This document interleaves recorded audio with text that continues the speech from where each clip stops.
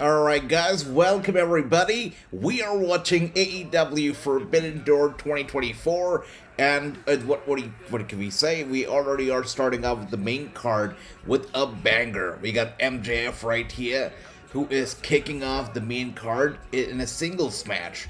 MJF in action and also dominating, and also my predicted winner for this match. Let me know what you guys think. Do you think MJF has got to score the victory? Let me know. It's good to see everybody one more time. My brother Andrew in the house, True in the house, Andy in the house. It's been a long time, guys. Great to see all of you. Ricky, great to see you. Hope everybody's doing well. And as you can see, you know, it's a changed look. I've got my Hawaiian kind of a t-shirt on. I've got my t-shirt on. I've got my sunglasses on. It's a different kind of a night. It's a different kind of a setup. Hope everybody's doing well. And Andrew says it's 4 a.m. for AJ. We may need to give him a bit of a time to get his eyes open. Yeah, I mean, it wasn't that, but you know, the channel, the network here, they advertise often that they're gonna run AEW pay-per-views, but they end up not running them. So to find a stream can be a bit of a challenge, but you know, that's what took a bit of a time. But here we are, and MJF still dominating. His gear tonight really reminds me of, what was it, Royal Rumble 2015? No, 2013.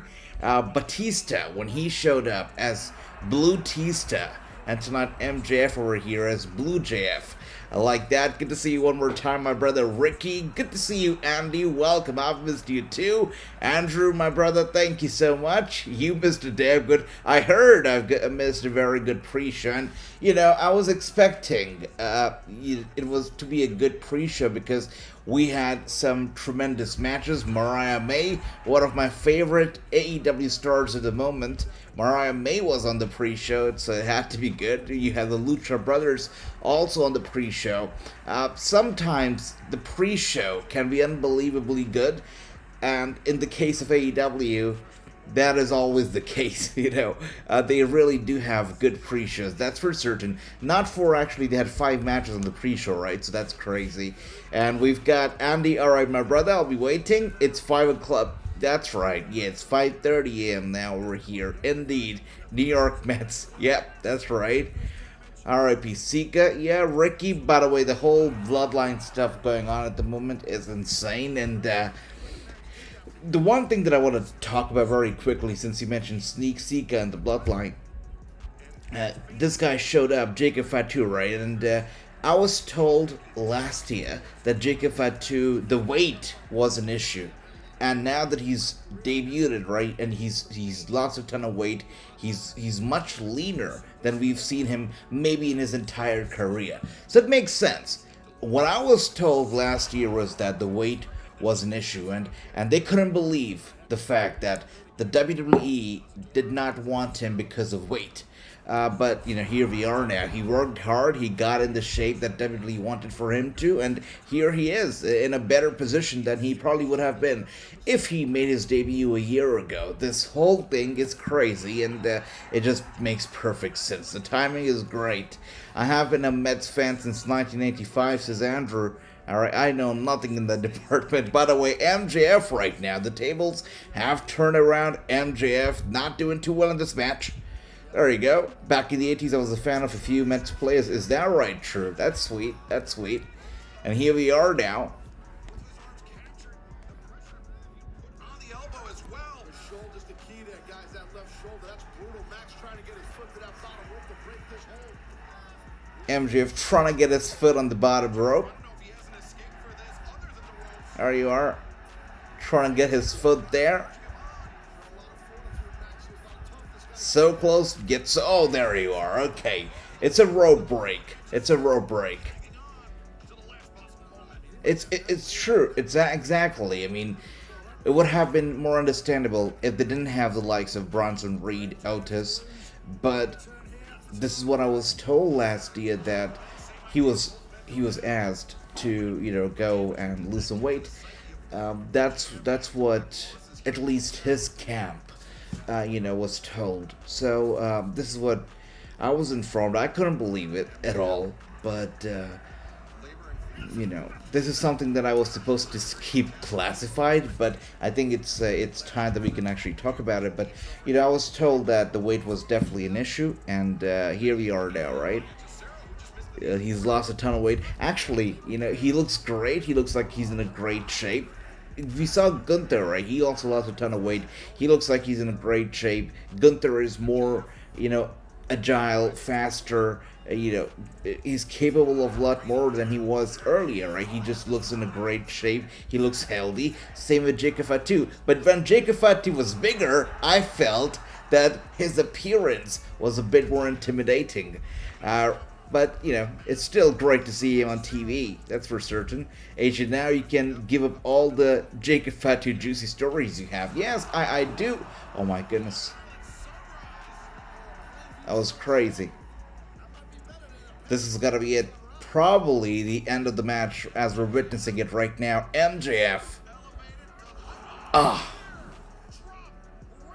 Crazy drop right there. An insane brain buster. It gets the job done, and it gets us our first winner of the night, MJF, with the first win on the main card. Good stuff. MJF is victorious. Good to see you, Mr. D, saying welcome, welcome, welcome. 1-0 says shirt. That is sweet. With that being said, I really missed our interactions, our talks. And, I was actually talking to Nautic Andrew like a couple days ago. And we realized, and I realized that, we have to do it more often. So I am trying to open up the schedule and trying to accommodate more watch-alongs into our weekly, programming.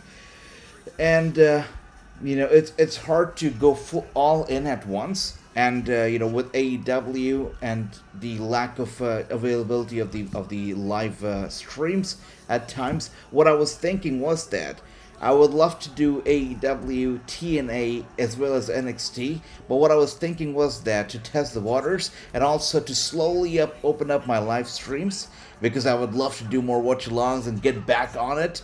What I was thinking was that, guys, we add Raw and SmackDown, we move forward with that, and based on how it does, based on the views, based on how, I'm able to open up my schedule, we will accommodate more shows into our weekly watch-alongs.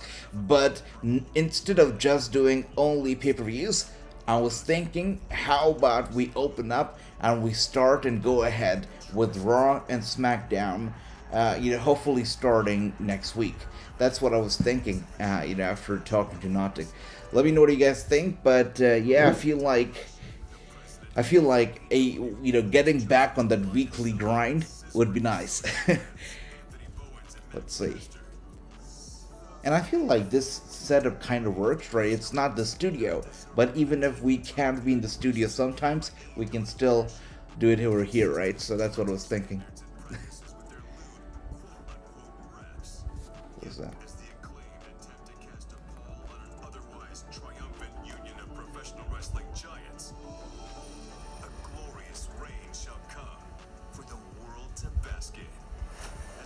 Well, thank you, Andrew.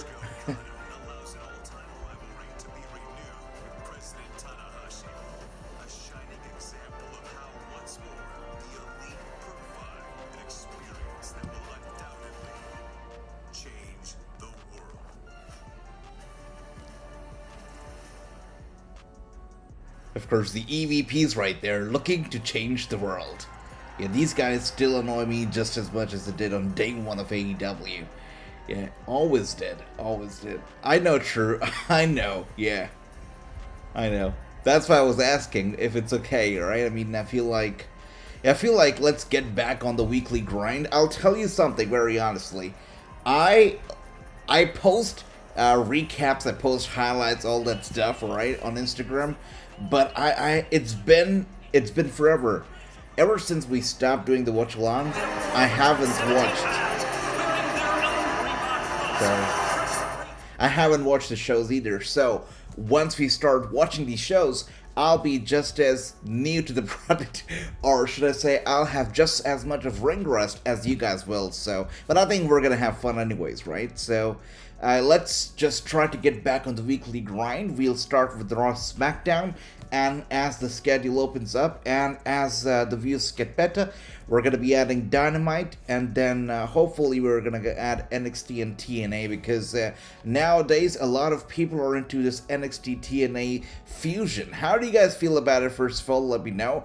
But now it seems like, and I don't know how the TNA views have been affected, because from what you read online and what you see online on social media, it seems like a lot more people are curious about TNA wrestling as they were like a year ago. Nobody really cared about TNA back then. It wasn't cool to be a TNA fan or to be watching TNA, but now people want to watch TNA. I'm not sure if the views have, have gone up for TNA wrestling, if it's gotten better, but it seems like it. It seems like people want to watch it, want to see other people watch it, so that's that. The Paul Heyman ass whooping was funny. Oh yes, was definitely something that, nobody could miss on social media, at least. It was everywhere. Paul Heyman, of course, is golden, and seems like he has now been written off television for a substantial period of time. Most likely will be returning with the Tribal Chief, the real Tribal Chief, that is, Roman Reigns. Let's stop watching NXT after the sexy red crap. Yep, it's been a while since, it really had been a while since I stopped watching NXT. But yeah, let's see how Raw and SmackDown, how the shows are doing now. And here we are now. We're gonna be adding AEW Dynamite to the weekly programming soon. Hopefully the views for Raw and SmackDown, they get better, and we have fun doing the watch-alongs, and if we do, we're definitely gonna be adding Dynamite into the mix. I'll just have to figure out the shady website, a reliable shady website to be able to watch it, because, they just don't want to stream it live for some reason. They don't want to air it live. So that's that. By the way, speaking of airing it live, of course, the TV network deal for AEW is also something that Dirt Sheets want to talk about. Week after week, you see Dirt Sheets speculating what's next for AEW. Last week, apparently, AEW went down with the ratings. Did not really draw the ratings that would please networks, apparently, and there was a lot of speculation as to what's next for AEW on TV since the ratings went down, which I feel like was only a week's event, right? Things go up, things go down. There can be a lot of things that could affect the ratings in a particular week, and if it only was a week thing, there should be fine and there should be no problem. And speaking of them, Acclaimed on their way out.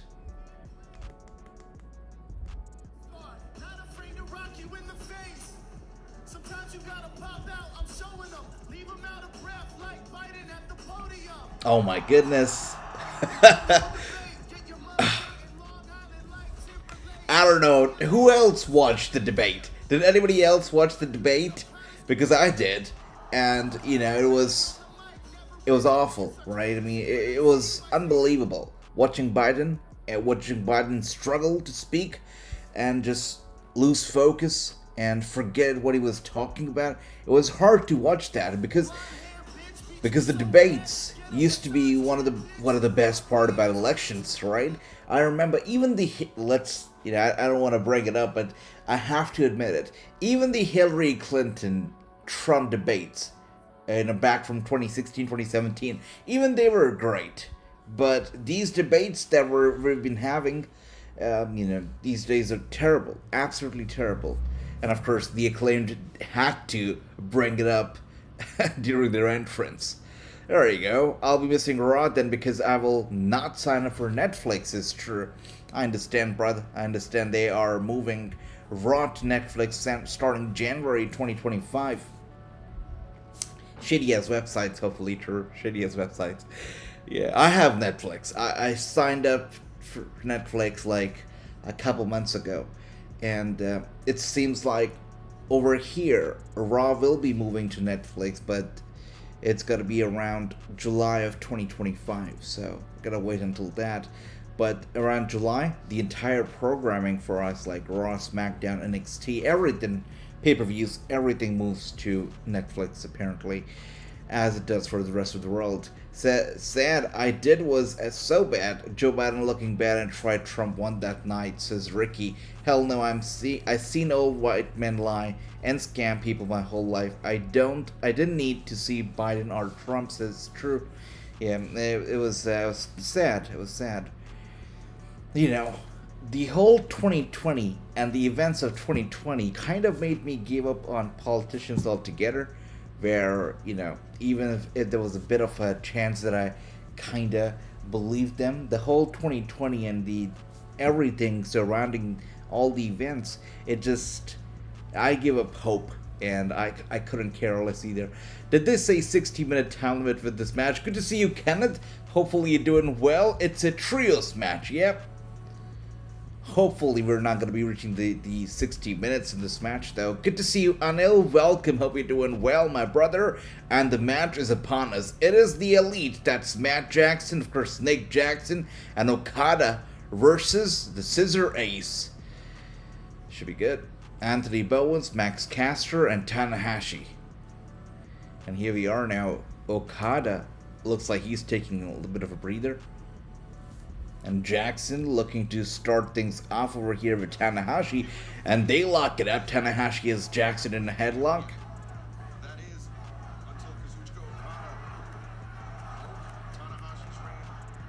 Okada spent nearly 6 Wow. years. True here says that Tanahashi is going to win the match. Interesting. Let's see.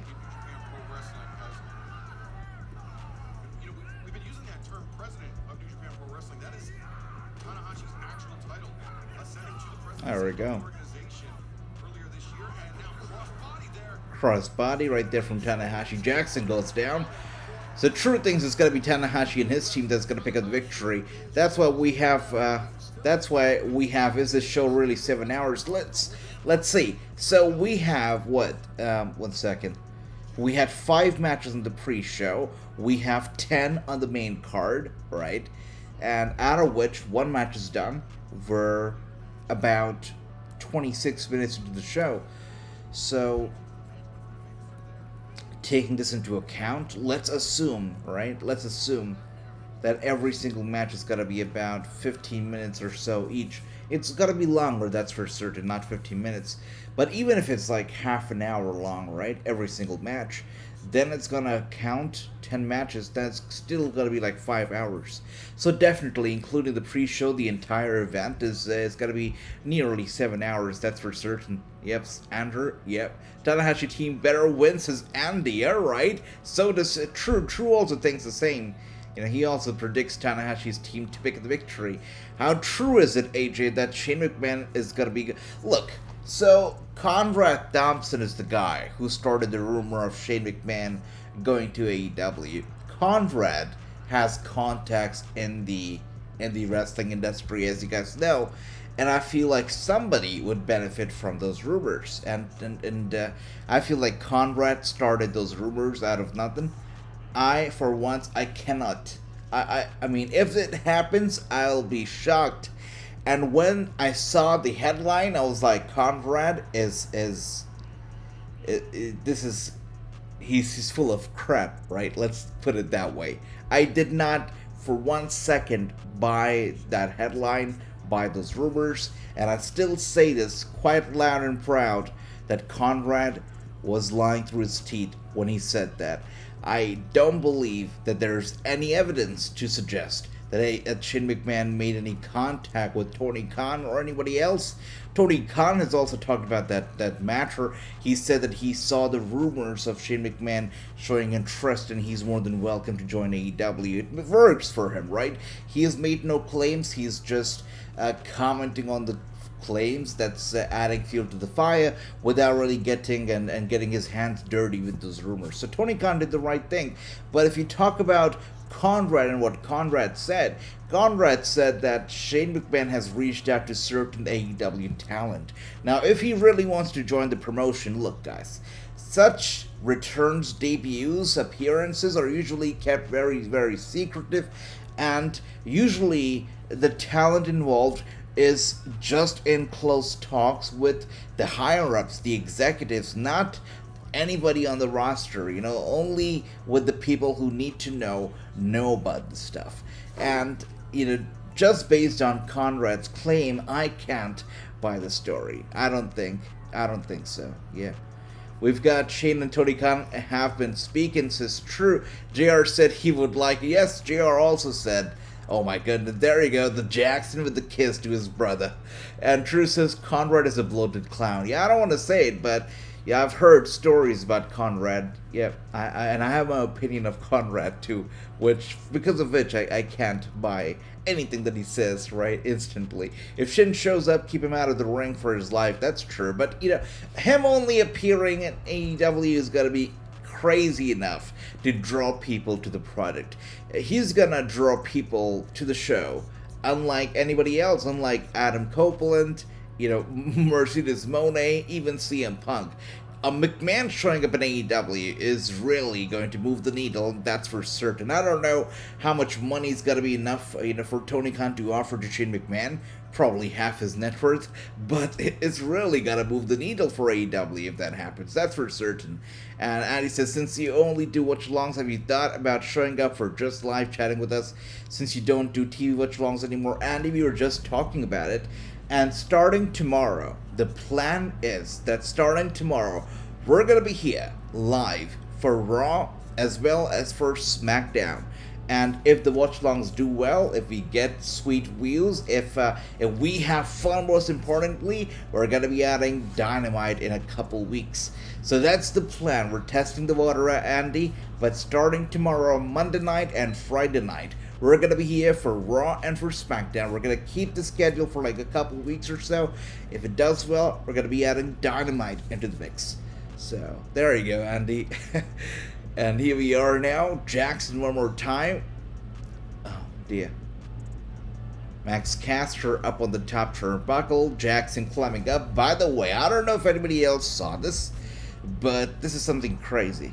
And congratulations to my man Angelo Dawkins. But Angelo got married. And look who the priest is. The priest is none other than his broski, Montesford. There you go. That's friends forever right there, right? Angelo Dawkins has tied the knot. He is married. And Montesford over there smiling and doing the honors of officiating the wedding. And in wrestling, special guest officiating doesn't always work, but maybe it does in real life, and hopefully it does for Angelo and his wife. Congratulations. I was so happy when I saw the picture. They really seem like such great friends. They bond together. But also, let's talk about the wedding very quickly, because even though it seems like Montesford, he really suited up and everything to do his officiating work. Look at Angelo Dawkins' outfit over there, right? I mean, I think I'm dressed better than Angelo was for his own wedding. Was he really wearing denim jeans and some sneakers and a t-shirt, a polo, whatever that is, to his wedding? That's hella casual. Yeah. Alright. Let's see. We got Andy says Rhea Ripley and Buddy Matthews tied the knot. That's right, they did. And they had a very gothic wedding. Black everything, black outfits, right? Black roses, black hair. Yeah, black wedding dresses, wedding gowns, suit, everything. They had a very gothic kind of a wedding. It's interesting. And there you are, Jackson brothers working together to take out the Acclaim brothers, and there it is, double clothesline from both the teams to each other. Both the Jackson brothers as well as the Acclaim brothers go down, and we have Okada as well as Tanahashi looking to tag themselves into the match. Of course, the tags have been weighed, and Tanahashi and Okada step in. And Tanahashi with the first blow to Okada one more time. Okada goes down to the mat. Tanahashi gets him up, looking for a body slam right there. And Tanahashi is on fire as we speak right now. Peyton Royce gave birth. She did. Very much congratulations to Peyton. Of course, I miss her in the wrestling ring. She was fantastic. It was entertaining to watch her. One of the, I feel, very, very underestimated and very talented and charismatic, the Iconics. There will be nobody else like the Iconics. They were a fantastic duo, of course, that left wrestling way too soon. That's for certain. It will get people talking about, is WWE going to buy AEW? I feel like, I don't know, because, had this been a Vince McMahon, I don't know, because even if Vince McMahon was around, he wouldn't have bought AEW. I don't think so. But with TKO right now, right, being around, and they're still testing the waters with WWE. Of course, they've dived all in, and they've spent all this money, and they've invested in WWE, and they're working well. They really are cooking with WWE. But I feel like it's still way too early for TKO to invest in any other promotion, and it's still too early for Tony Khan to give up on AEW, right?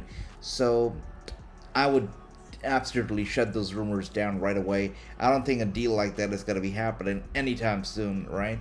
Like, why would Tony Khan want to sell his company? That, let's face it, he's worked hard through 2020, through 2021, all those tough times, and he's seen his highs and his lows, and I don't think so. Yeah, not now. Not right now. That's for certain. Good to see you, Sammy. Welcome. And Sammy says, how are you, AJ? It's been a while. I'm watching AEW after ages. Good to see you. My brother, Sammy, great to see you as well. Hope you're enjoying the show. How do you like it so far? Let us know. And what the hell is that? Wait, what was it with their sneakers? I don't know. Was that a button or something? I have no idea what they did with the sneakers. It seemed like... Okay. It reminded me of the sneakers that Domino's came out with like 10 years ago. I don't know if you guys remember, right? But Domino's, like 10 years ago, came out with these stupid-ass sneakers that had a button on them. And if you click that button, it would connect to your phone, and it would place an order for you for your favorite pizza, which would get delivered to your address, to your location. The craziest, stupidest idea. Like, who would reach down to press a button on their sneaker to place a pizza order? Like, who'd do that? But people did, yeah. 10 years ago, these sneakers came out. Not even kidding right now, guys. That just or a wedding I'm betting they had a private ceremony. You're right about that, Andrew. 100%. 100%. Yeah. Hey, Joe, what do you thought about Too Cold Scorpio being insane? What can I say? Insane. It's sad to hear about stories like that, right? It's about people.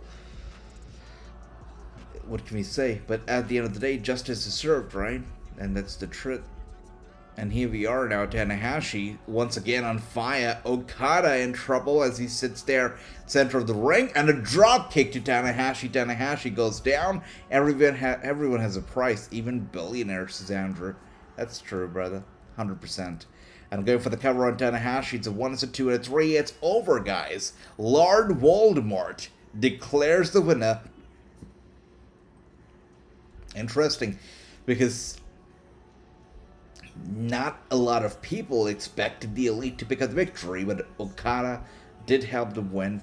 Okada and the Jacksons are victorious. Okada pinned Tanahashi clean, 1, 2, and 3 in the middle of the ring. And you can see the silence all around the arena right now. A lot of people surprised to see the Elite actually win this match. That's for certain. We got Ricky saying, I hate it, AJ. That shoes were so dumb. Ricky remembers those shoes. That's funny. They were pumping up their shoes, AJ. Yep, 100%. 1-1 says True. It's always a shocker when True does not get a prediction correct, but that's true. The Elite are victorious. Sika was a great wrestler back in the day. May he RP. Absolutely, Andy. 100%. Fantastic wrestler. And I'm glad that Roman Reigns got to share the spotlight with his dad. Of course, we've seen Sika acknowledge the tribal chief at the very beginning of this whole story of the whole bloodline thing. Sika was the one who gave the green light to Roman Reigns. So I'm glad that they got to share that moment. Very important. I hate this match. Was a bad match, says Ricky. Ricky, not a fan of this match. With that being said, guys, we are about 38 minutes, or let's say 40 minutes into the show. About 40 minutes into the show. And we're done with 2 matches. So far, they're taking about 20 minutes per match. So we are 40 minutes into the show right now. We are still left with 8 matches.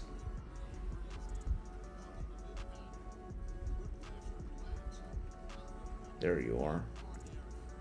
These matches have been 20 minutes each, but I'm assuming that as we keep going higher in the card, the matches are only gonna get longer. The Elite is so dumb they want to be the new NWO, says Ricky. Well, good luck on that, right? Definitely, I'm not a fan of the Elite, and I cannot take them serious enough to, see them as the next NWO, but we shall see. Lol, Matt Jackson is wearing pearl neck. Everything that these guys do, right? From their wardrobe to the necklace, everything is so annoying, brother. It gets on my nerves. I think Zula Fatu is gonna be will be a part of Roman's group, says Andy. I have seen the rumors. It seems like that's the next guy that they're expecting. I don't know, but for me, I guess right now the new bloodline is a bit too full already. They don't really need new members, but who knows what they're planning with this whole thing, right? Because if you think about the old bloodline, you've got Roman Reigns, you got Jimmy, you got Jay, right? I don't think that Sami Zayn is a part of the old bloodline anymore. So you have 3 people basically in the old bloodline. The new bloodline already has like 4. So why do you need 5? I don't know, but we'll see. The Elite won't be watered down like the NWO, though. Hopefully not. Brother Andy says, true, Matt wants pearl necklace on him. That's why he wears that crap. Yep, brother. Yep. By the way, coming up next, it's going to be a Bryan Danielson match. So that's going to be, an awesome one. We've got...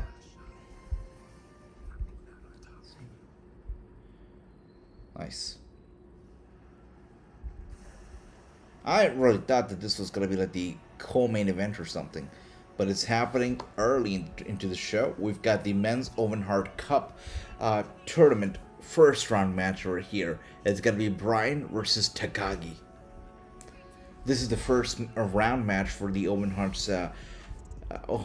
Cup tournament. The annual, of course, tournament that takes place right here in AEW. War Games, that makes sense. But, brother, true, if you talk about War Games, then, War Games is the perfect kind of match for this story that's been cooking over here within the bloodline. I guess 5 versus 5 makes sense, but Roman Reigns, Jimmy, and Jay, they still will need 2 more people. And I would like for them to keep it within the family. So I wonder, I don't know who are they going to be asking for help. They're not going to be calling The Rock, right? Certainly not. So who's going to help them? That's what I'm thinking. Title matches are the main events tonight. Yeah, makes sense, brother. Jacob Fatu is true leader of this version of the blood. Andy, this was also... I read a report about this, it's been a few good months. I read a report about the fear within the WWE, right, when it came to Jacob Fatu. A lot of people were worried that he would overshadow Solo because they really had been working towards building Solo as the leader of the bloodline. And I believe that the acknowledgement ceremony that took place this past week, I believe that it took place for a reason. The debut of Jacob Fatu and the acknowledgement of Solo Sikoa as the leader. It's done for a reason on the same night, to welcome Jacob Fatu into the programming, but also to let everybody know that Solo is the sole leader and the tribal chief. So they established him like that. They don't want their work, their project that has been Solo Sikoa to go down the drain because a superior talent has just shown up, right? So Jacob Fatu is gonna be the right-hand man, and that's about it seems. But still, it's gonna be fantastic because he will definitely overshadow everybody else with his performance. I don't know if you guys have seen him doing the crazy things that he can do, but I saw this guy in the last PCW Ultra show that he fought. It was Jacob Fatu versus Hammerstone. And guys, that match was full of literal fireworks. Really, they brought fireworks into the match. And this was a steel cage match, by the way. And there was a point in the match where Hammerstone escaped the cage, and Jacob Fatu climbed to the top of the structure, and he did a moonsault off the top of the cage to the outside, which is insane. And then he was quite big, right? He was much bigger than he is now. So now that he has lost so much weight, you can only imagine the kind of stuff that he's gonna do now. He's gonna be even more capable than he was all these years. That's for certain. Solo answers to Dwayne. Yep, you're right, Drew. You're right. Jacob Fatu was a leader of Contra. Yes, he was. And I was wondering if the manager, that's Joseph Samuel, the guy that I've interviewed a couple of times. I was wondering if he was going to show up with Jacob Fatu, but no. Also, as you know, Jacob Fatu had a very old school kind of a contract back when he was in the Indies. So earlier, right, in the early ages, should I say, the way that wrestlers' contract used to work was that they had a manager who used to represent them in every way, in every company. And this manager used to go from one independent to the other. He used to promote his talent to the independent, and then the independent would book the talent through the manager. And that's how all the bookings took place. No talent could, who was under such a contract, could actually get himself booked on a ABC show without having the manager as the middleman, basically. And that's how Jacob Fatu's contract was when he was in the independents.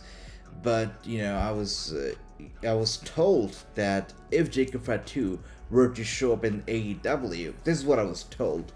If he was going to show up in AEW, his manager was going to be in some capacity involved off camera, not on camera. That wasn't the plan to begin with, but off camera, there's going to be a little bit of a hold. But when he was about to show up in the WWE, and that's when I last had a conversation with his camp. This was like 4 weeks before he showed up, in WWE.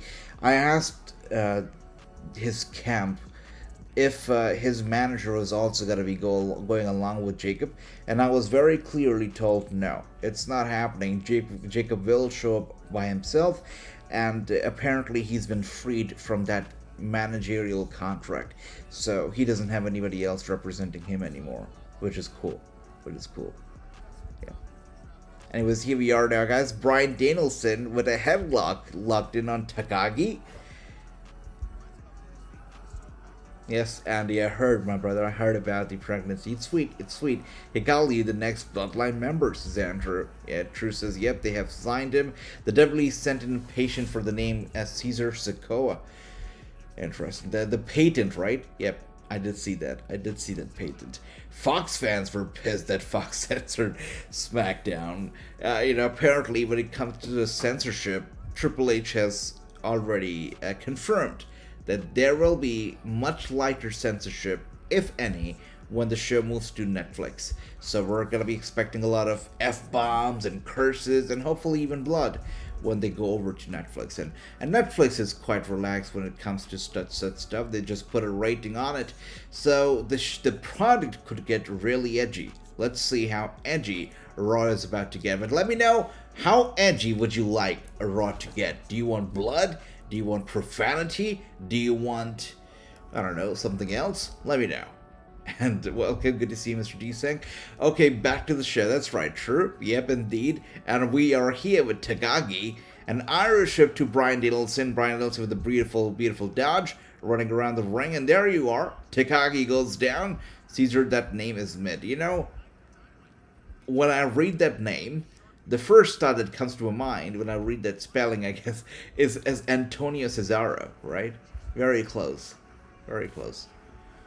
And here we are now. Bryan Danielson looking to dive to the outside, and he goes flying down. That was a miss. Yeah, that did not seem very perfectly executed. And here we are now. Danielson pays the price for it. Takagi takes him down ringside. Danielson flat out on the floor. Cannot wait for SmackDown to go to US Network. A crazy rumor that I saw was that SmackDown's going to be like 3 hours and Raw is going to go 2. I don't know if that's true. It sounds insane, but it's a rumor. I just want good wrestling. It's true. I love that, brother. That's all we want at the end of the day, right? I love it. Speaking of good wrestling and Raw, is anybody, impressed with Damian Priest's title run? I don't know. I mean, I wasn't expecting for it to be crazy, considering Damian Priest is still an up-and-coming star. Or should I say up-and-coming main eventer? I don't know. Still, main eventer and Damian Priest in the same sentence doesn't make sense to me still. But, you know, it's been mid to me. It's not been anything crazy. It's been kind of mid. Let me know what you guys feel. I have to search for NXT shows on YouTube since I don't have CW channel.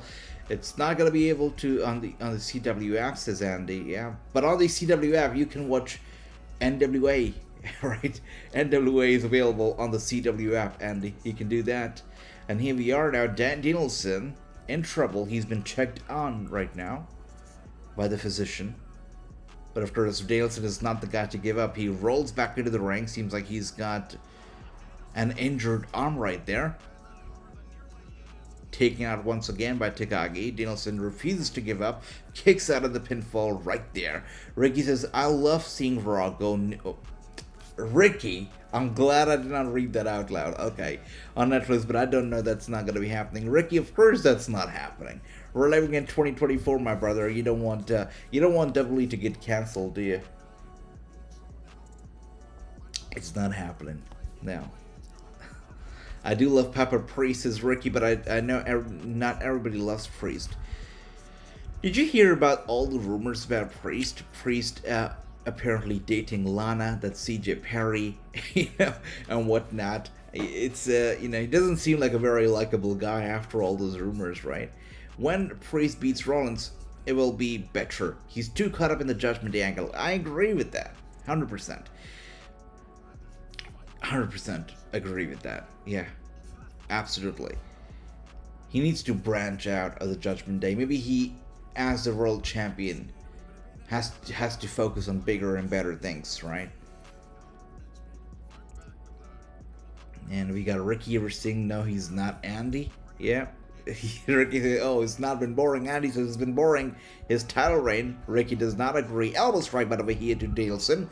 Oh, the another clothesline. Danielson goes down one more time. Clay, good to see you, my brother. Welcome. Hope you're doing well. And wow, like 3 years it's been at Clay. You really should, you know, look for a Bailey meet and greet and meet her. Really, not that hard. I hear AJ Priest, CJ Perry. Good for Priest. All right. I don't know. Has anybody else heard about Miro? What he's up to these days? How he's feeling? Because yeah, I feel bad for Miro. I really do. And here we are. Tremendous kick to the side of the head right there. Takagi goes down in one blow. Finn and Liv will be the new couple of the Judgment Day. So Finn Balor and Liv Morgan, correct me if I'm wrong, guys, but these two used to be a couple, right? They used to be a couple, and they're not anymore, right? So correct me if I'm wrong. Was she dating somebody else, or was it Finn Balor?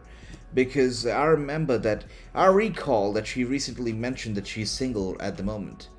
So, let's see. But don't tell. Finn Balor has like dated a few, right? Kathy Kelly, I think Liv Morgan. But don't tell Don what is. He knows Liv Morgan wants to go after Dominic, says Ricky. Let's see, you know. But one thing's for certain: if Liv and Finn Balor become a couple, Dominic is gonna be left abandoned. He will be abandoned by the Judgment Day, it seems. Miro is back home in his really. I wonder why, Andy. Has he like given up on wrestling for the time being? What is up with Miro? Bryan with the beautiful suplex right there to Takagi. Takagi taking it back at the moment. In the corner, trying to get up. Bryan running over.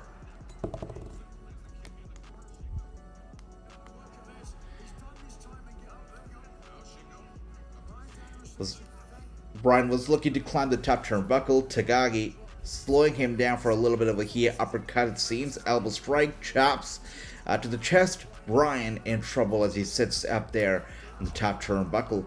She was a Bo Dallas. Oh, I see. Bo Dallas.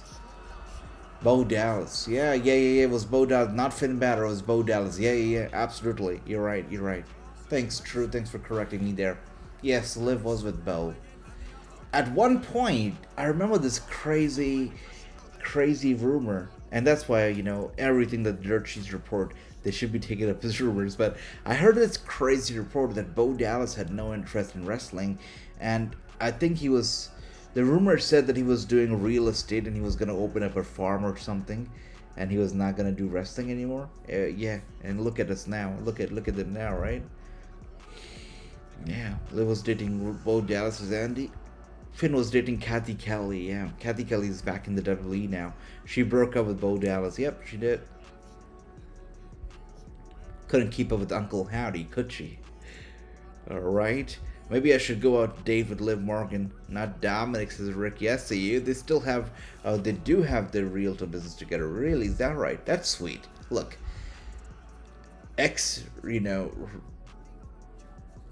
ex-spouses or relationships, they don't always work out once they're ex.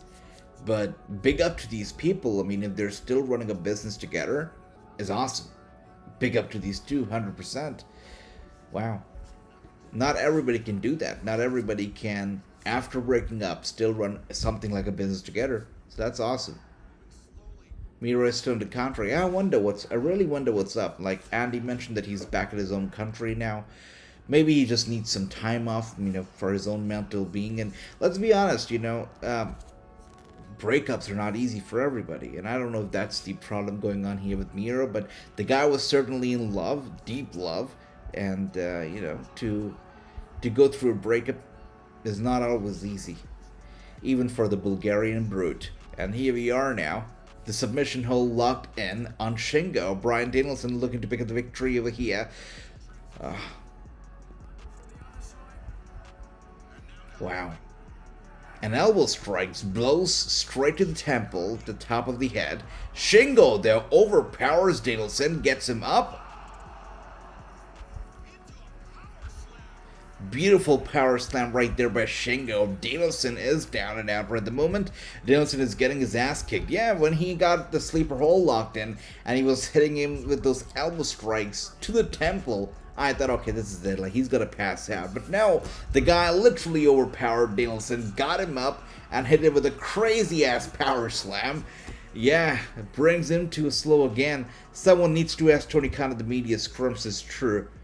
What is that about? Oh, about Miro, right? 100%, huh? I'm surprised that people don't bring up Miro as often. Definitely should. Definitely should. Speaking of Bo Dallas, did you see Bo Dallas speaking to Uncle Howdy on Raw this past Monday? Yeah. A lot of, people were, of course, emotional when they saw that. Some people were also a little displeased because, of course, they brought up Bray Wyatt, right? They brought up the real events. They brought up his unfortunate passing during the promo.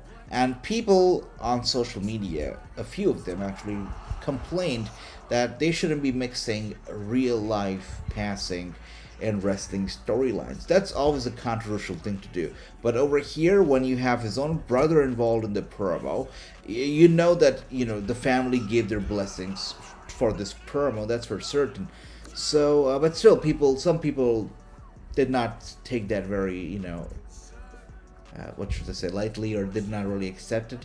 They didn't like it. They didn't appreciate it. Of course, you always have two sides of a coin, and over here as well, even though that promo is definitely very emotionally draining and everything, as two sides of the coin, some were happy, some were not. Let me know if anybody else also took offense to the fact that they brought up Bray Wyatt in that promo in the way that they did. I'm not feeling this match, says Ricky. Well, this is definitely a nice back and forth. Bryan Danielson, as True suggested, is getting his ass beat, right? His arm definitely not favoring him, so is his shoulder. The right shoulder, the right arm. Oh my goodness. And as Takagi was building up momentum right there, showing off, Bryan hits him with a slap to the face. And now Takagi trying to finish Bryan for once and for all. Bryan Danielson sends him to the corner. Chest first into the corner goes Takagi. And Bryan running over to Takagi in that corner. Takagi gets out of the way. And a beautiful clothesline to Bryan Danielson right there, knocking him out cold. Bryan in trouble as Takagi lets him to put oh wow. No way. Wow. I thought it was over right there. Did you see that? That's no way. And I love this camera angle, by the way, just panning across. I like that. That's nice. But wow, it seemed like the match was nearly over there.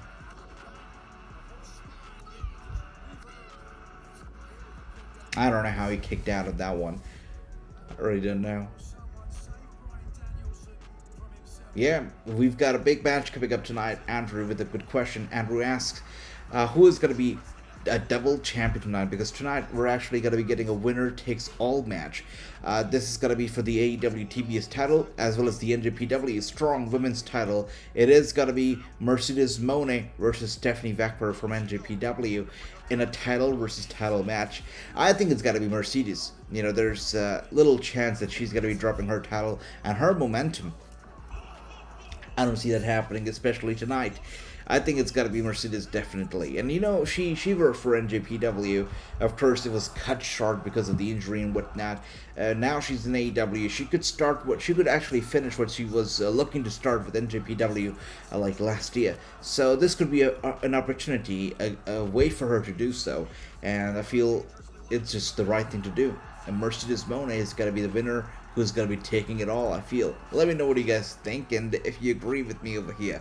By the way, Bryan Danielson, the technical wrestler, of course, going after Takagi limb after limb at the moment, as we see over here. Real life tragedies have always been a part of wrestling angles for decades. 100%. You know, it's just like JTG once told me. Some of the things that JTG told me, right, during our interviews, they stick with me because JTG likes to keep it real. He speaks from his experiences, from the things that he's learned from his own experiences. He like that. He's the guy who's made mistakes, but he's also a guy who learns from his mistakes. So, you know, I brought up JTG and the criticism that Crime Time often draws as to being a very stereotypical, maybe a racist group. Racists do. A lot of times people like to say that, oh, they portrayed the community in a bad way, the stereotypical way, in a racist way. And I brought that up in one of our interviews, and you know, he said that, look, wrestling mirrors pop culture. And back in the day, if you look at 50 Cent, if you looked at you know, all those rappers from back in the day, and the culture and the representation in the pop media, that's what Crichton was trying to replicate. And if you look at the Street Profits now, they are now trying to replicate the pop culture of today. So he was like, wrestling and pop culture and real life, it goes hand in hand. So some of the things that stick with me, and you know, he was right to a certain extent. And there you go. By the way, Bryan Danielson seemed like that was over, but a kick out at one right there. You know, this guy also has jokes. So once I asked JTG, hey, why have you never dated anybody in the WWE? Have you? And I asked him, has there never been like a fling or anything else backstage, you know, that we don't know about? And he was like, AJ, I was told by a legend years ago, don't shit where you eat. So he was like, don't date where you work. And, you know, golden words. And I've got to agree. Yeah, Mono, what, wait a second. Oh, I see, Andy. Mono looked very lovely tonight, that's sweet. Do we think Orange Cassidy is going to take the loss against Zack Sabre Jr.? Just like Andy, I think that Zack should win. I think so too. I wonder if Bailey and Trinity are backstage. You know, I wouldn't be surprised if they are, actually, brother. They most likely, they have to be somewhere, I mean. Yeah, I wouldn't be surprised. And you know, with TKO, the new management, I feel they're more relaxed than the Vince McMahon regime when it comes to supporting your friends and other companies and stuff. I feel like they shouldn't have a problem. If not backstage, they're going to be sitting somewhere in the dark, I feel. But here we are, by the way.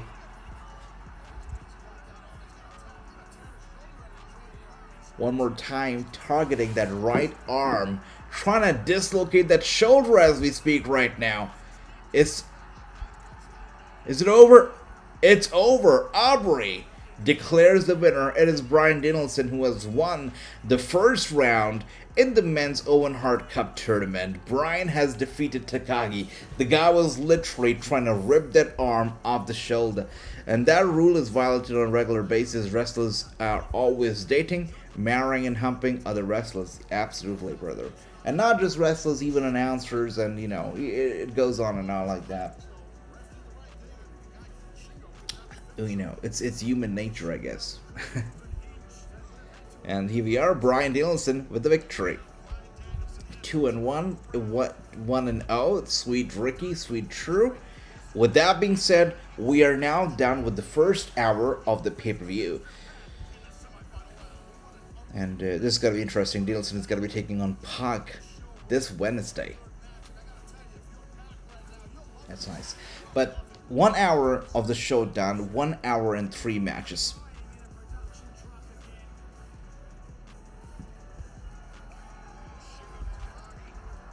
Sweet. But the first 3 matches were quite entertaining. And we got 7 more to go. Let's see what the next match is going to be.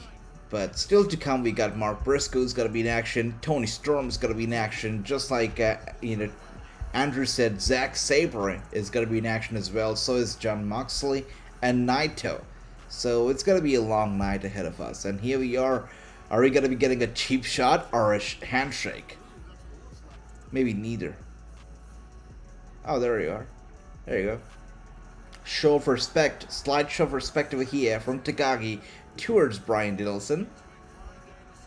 As we switch over to the next segment, Bryan versus Pac next round. That's right, Andy. And True says good pace. I agree, it was a good match.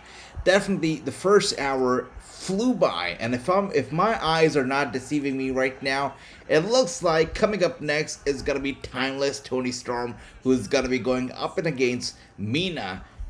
It's gonna be a good match, of course, for the AEW Women's World Champion. The interesting part about this match, by the way, guys, is that Mariah May is going to be ringside in support of both the participants. She's going to be there for Toni as well as for Mina. I'm not sure how this is exactly going to work out, but yeah, she's going to be there for both the ladies. Happen all the time in wrestling, dating to any wrestling. Yeah, brother. You know, I don't know if... has there been a Dark Side of the Ring on Sunny and Chris Candido? Because if there hasn't been one, there should be one. I don't know. There probably has been one, right? That I'm forgetting about. But Sunny and Chris Candido, it's like the most unfortunate stories that you'll hear about wrestling and dating and dirty. It's dirty. You know, you won't be able to help but feel so bad for Chris. You know, once you read and get to know about that story, because it is that bad. And, you know, of course, Sunny right now is serving time for her sins. And, you know, I guess, like, she had it coming. She had it coming after all that she's put so many people through. I guess she had it coming. Yeah. This match is going to be a lot of booty meat, this match. I see Ricky finally is happy. Alright. I see you, Ricky. I see you. I want to see Toni lose, but she will win. She shall win, Andrew. That is for certain. Toni is definitely going to win this match. Yes, there's an episode about them. Yeah, they're no wonder, you know. If there is somebody, you know, who should be having an episode, Dark Side of the Ring, it is Sunny. She has done so much dark stuff. But the Chris Candido stuff is terrible, because I was reading about it. You know, there was a whole story about it. And you'd see these interviews from these wrestlers. Shawn Michaels, I believe, Kevin Nash also talked about it in one of the interviews, that everybody knew that Sunny was cheating on Chris, and she was, you know, back in the day they called the fans ring rat, but she was like a version of a ring rat. She would just be with anybody and would openly cheat on Chris, and Chris would just be oblivious to all of it. You know, he would just not know a thing, and it's terrible. It's terrible when you read about it. And ultimately, of course, Chris is no longer with us, and you know, he slid down to depression as well at one point. And what can you say? What can you do? You know, terrible. And by the way, much love. We've got King Samrat. Welcome. Hope you're doing well. That music woke me up. Good to see you. Hope you're doing well, and hope you're enjoying AEW Forbidden Door. And speaking of Forbidden Door, we got Mina on her way out right here. First episode of season 4, if I'm not mistaken. I see true. We'll check it out. And here we are, Mina in the center of the ring, looking good, looking confident. I would not mind if Mina were to win tonight, because, hey, she is a talent, right? She is an absolute 100% talent. And how many saw the biography on RVD? It was great, says Andrew. I remember, Andrew, you mentioned... Oh my goodness. Look at Mariah May, by the way, standing there with the flower. The bouquet of flowers. Yeah, she should have brought two, right? Because one for Toni, one for Mina. She's here for both the ladies here tonight, guys.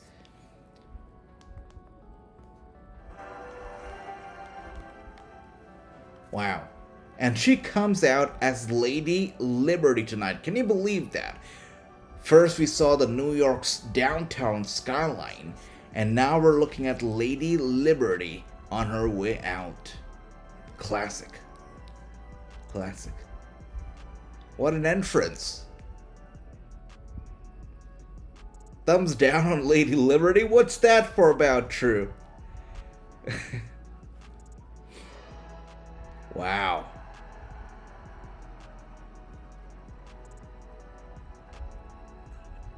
Man, I love Toni Storm. She's so good.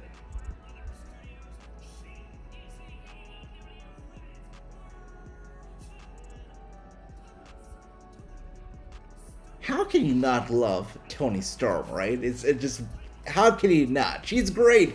She's everything you would want a professional wrestler to be. She's entertaining. She's good in the ring. She's great at the mic. She's got charisma. And she's getting better and better and better and better and better. Like, really, look at her expressions right now. She's making that entrance. It's so much better from when she made this debut of this new moniker. Toni Storm is fantastic, and she's grown as a performer, and it's visible. You know, she was already a talent when she came over to the WWE, hence she was signed.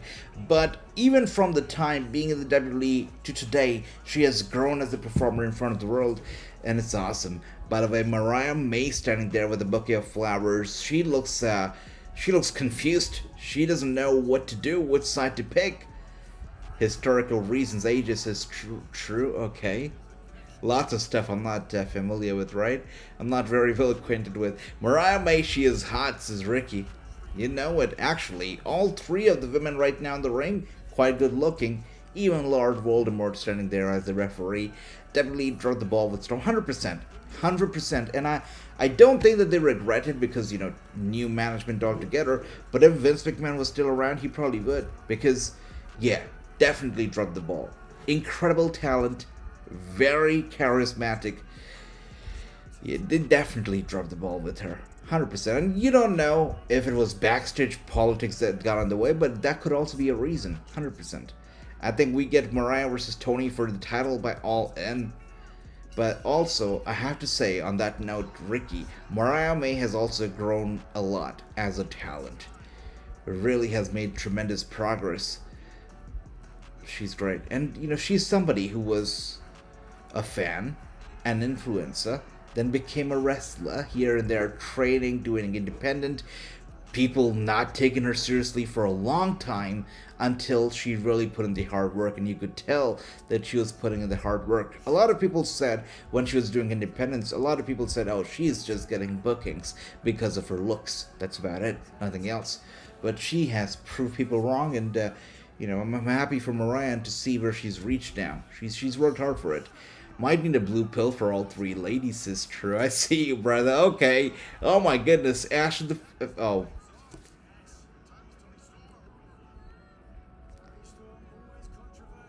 Like that. It's, who says if Toni would have stayed in WWE that she would have developed into the Toni today? Yeah. Because you would also need that kind of a creative freedom, right? To be able to do what you do. I mean...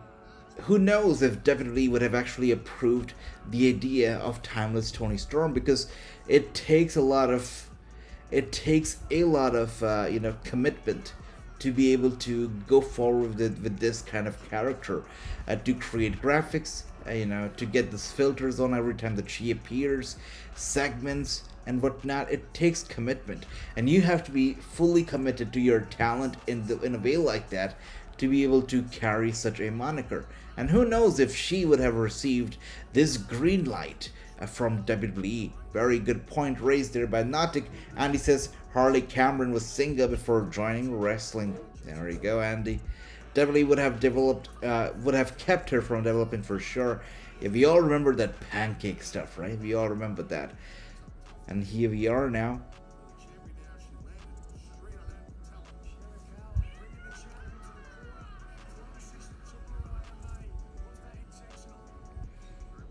Of course, Mina right now is wrapping those legs of Toni Storm around the ring. Oh, figure four. The figure four locked in with her legs wrapped around the ring post. Mina has to give up. She gives up. But of course, those legs have taken some damage. Mariah May still heartbroken as she stands ringside.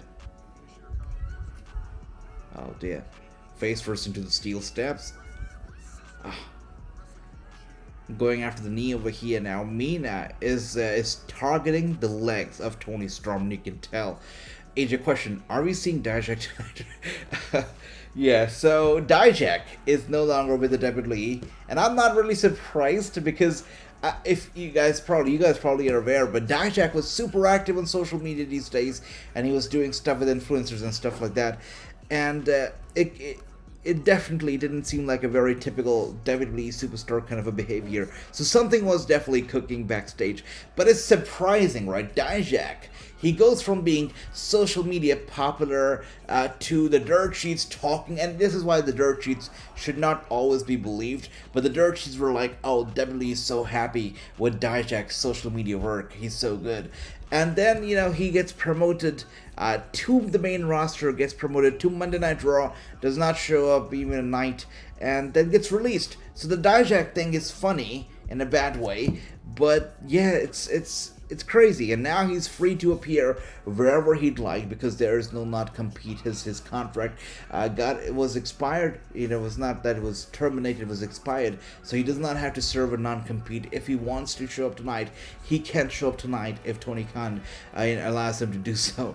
But you know, I feel like it could happen. I feel like it's possible. It's possible. Let's see. I just realized the other week Dijak was T-Bar. Yeah. Retribution, brother. That's right. But yeah, on that note, does anybody expect Dijak to show up tonight?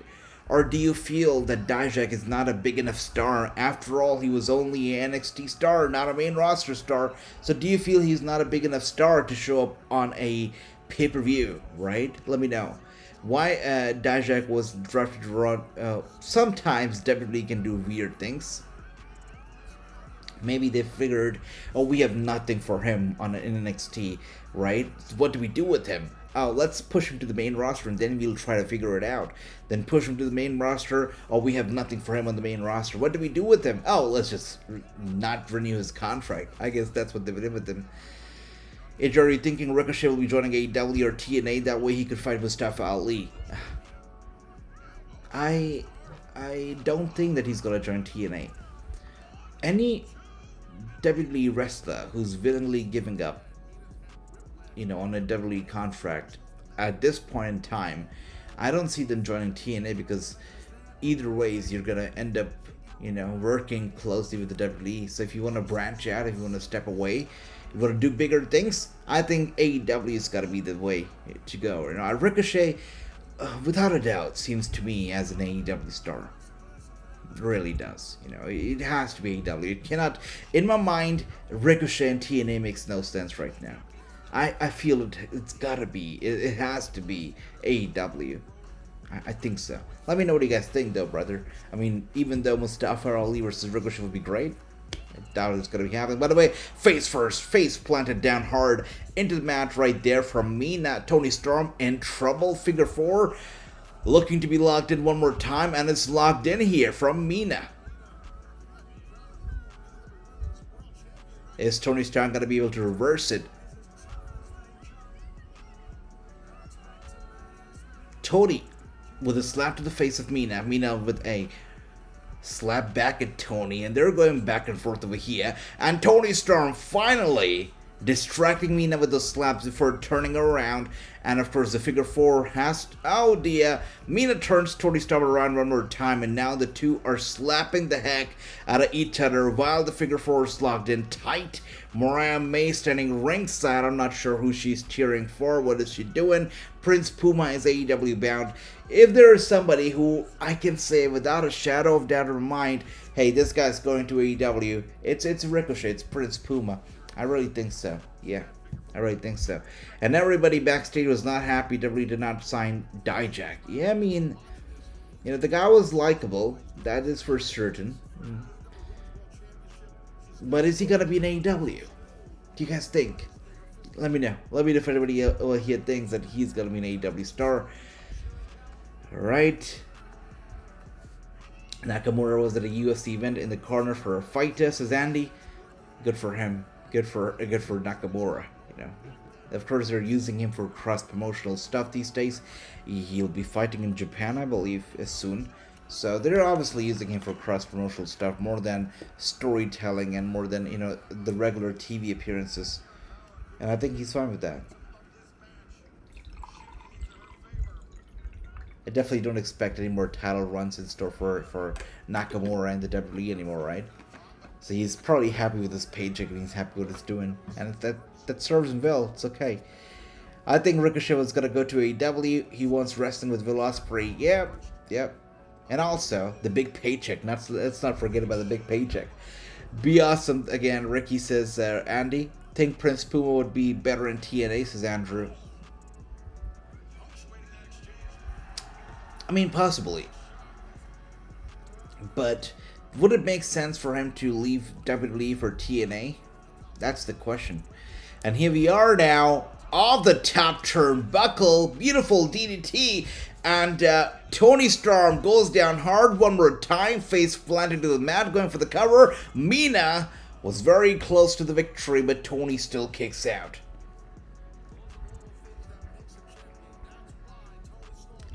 Question to everybody. How does this setup tonight look, guys? Let me know. Be honest. Does this work? Does it not work? Could there be improvements? Let me know. Because, you know, I'm thinking when I cannot be in the studio, we're going to be streaming. We could be streaming like this based on your feedback, your review. Does this work well? Let me know, guys.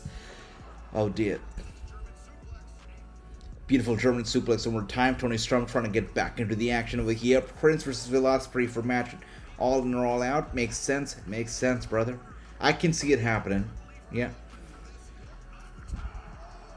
It works. Thank you for that, my brother. True. Thank you, Ricky. You guys are so nice. Thanks. As you can see, Apple everything. Like, everything.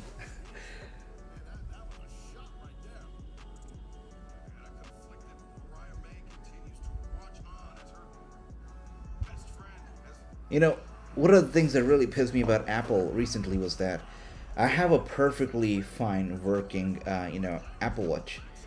And I was one of the first people to ever get an Apple Watch, ever buy an Apple Watch on the first day of its launch. So, you know, I've been an admirer of Apple for a long time, and I've owned a few Apple Watches, right, so far. And I have a perfectly fine Apple Watch Series 4, which is great. You know, it has everything, the ECG and all the features. It works fine. It works great. I have no complaints with it. And, by the way, Mina was once again very close to a victory before Toni Storm kicks out at 2.5. So, back to the Apple Watch. Perfectly fine. They release a software update, which renders it useless. Even though the watch is great and the hardware is great and it works fine, I can't use it anymore as an Apple Watch because of a software update that has rendered it useless. Which makes you question, we're spending thousands of dollars on these products, and luckily, if these products last over 3 years, you still can't use them after a few years because they're going to be rendering it useless. So do we actually own these products? It really makes you think, right? It really makes you think. Yeah. Anyways, here we are now. Was going to go for the backhand on Toni Storm. Toni Storm with a nice dodge followed by a German suplex. Seems like Mina's time is up. Oh my goodness. Beautiful pile driver here from Toni going for the cover, and that gets the job done. She got her ass kicked the entire match, but somehow picked up the victory towards the end of it. I would have loved to see. By the way, I want to see Mina as a regular over here in AEW. She's great. He's great. But Toni picks up the victory. This match was nice. I liked it maybe better than the... I actually cannot compare the two because they were each good in their own right. But I enjoyed this match. Very entertaining. Both the competitors, were fun to watch. Of course, it is Toni Storm who picks up the victory. But much like Bryan Danielson, who got his ass kicked the entire match, somehow miraculously pulls the victory towards the end of it. And Mariah May over here now, is she gonna congratulate Toni?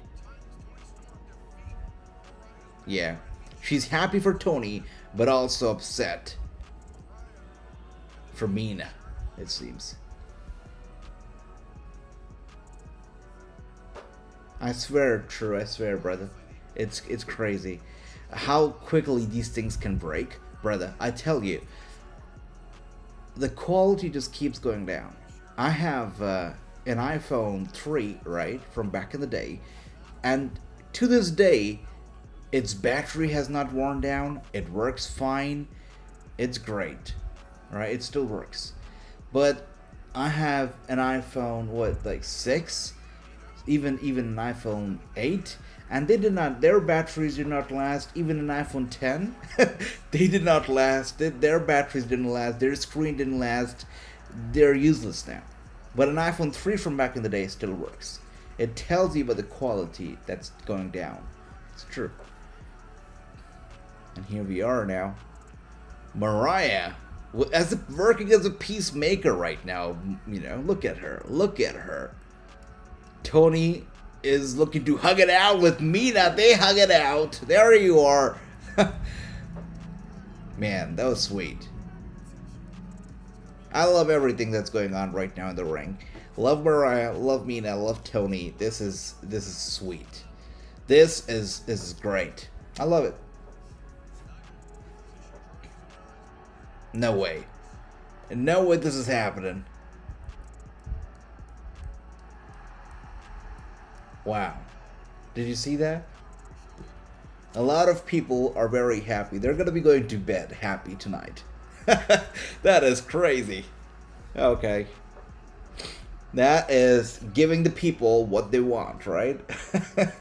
A lot of people are going to be going to bed happy after that, right? With these days, with everything having computers in them, they can shut down anytime the company wants them to. Yeah, brother. Absolutely. It's true. It's true. Even games, like I download games digitally, I buy games digitally, which I feel like I should stop doing because we're not owning the games. You own a physical copy of your game. You own them, right? And you can play anytime, but if a digital copy, maybe 20 years later, I won't be able to play them. I can still, plug in my PS2, my PS3, put on my game and play. But if I have a digital copy, I probably wouldn't be able to. So it really makes you feel, right? It really makes you wonder. Yeah, gotta give the people what they want is true. Yeah, that's right. Lots of tissue being used. You know it, brother. You know it. Yeah, Andy says, lol, true, you were right. Anybody wonders why Ricky isn't typing anymore? You have the answer. Sorry, Ricky. I know what you're doing.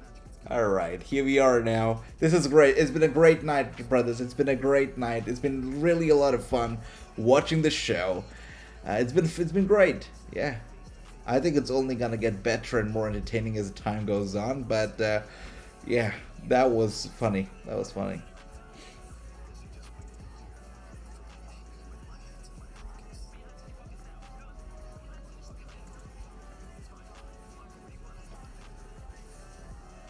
Alright, coming up is gonna be Orange Cassidy.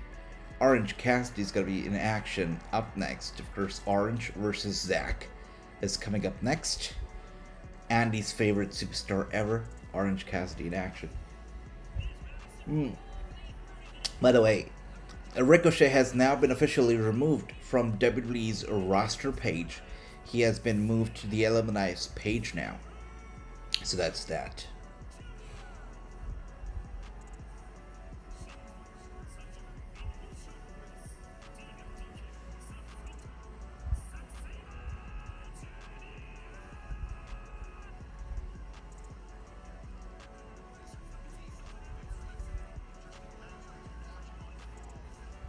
By the way, guys, Aaron Stevens, who played Damien Sandow in WWE, in an interview, he said that after he started receiving a very loud reaction from the fans, right, at house shows especially, and he was like the top 5 people who got the best reactions and received the best ovation from the fans. Every single house show. Vince McMahon got annoyed, and he told the people not to put his name on there anymore, which is crazy. Like, why would you not be happy if your talent, the talent that you're paying, is getting a good reaction? Why are you not happy with that? Instead, you stop giving the people what they want. You stop giving them Damien Sandow so they can't react to him. Like, what kind of a mentality is that? It's insane. It's beyond me. It's beyond politics. I feel. I don't even know. That's right, Andy. And there you are. I told you. Ricky was gone. During that whole Tony Storm thing, and he's back again over here. I see you, Ricky. I see you. Zack is gonna be winning. We might see Blood Orange Cassidy going forward. Interesting. I like the jacket though. I like the darker color of the denim jacket more than the lighter. It's nice. It suits him better. Once it's so stupid, ages says Ricky. Yep. You know it, Andy. Zack should win, says Andy as well. Do we get more TNA and WWE or on Raw or SmackDown? I feel that they're gonna keeping it to NXT. I really think so. NXT and pay-per-views, that's the rumble, I feel.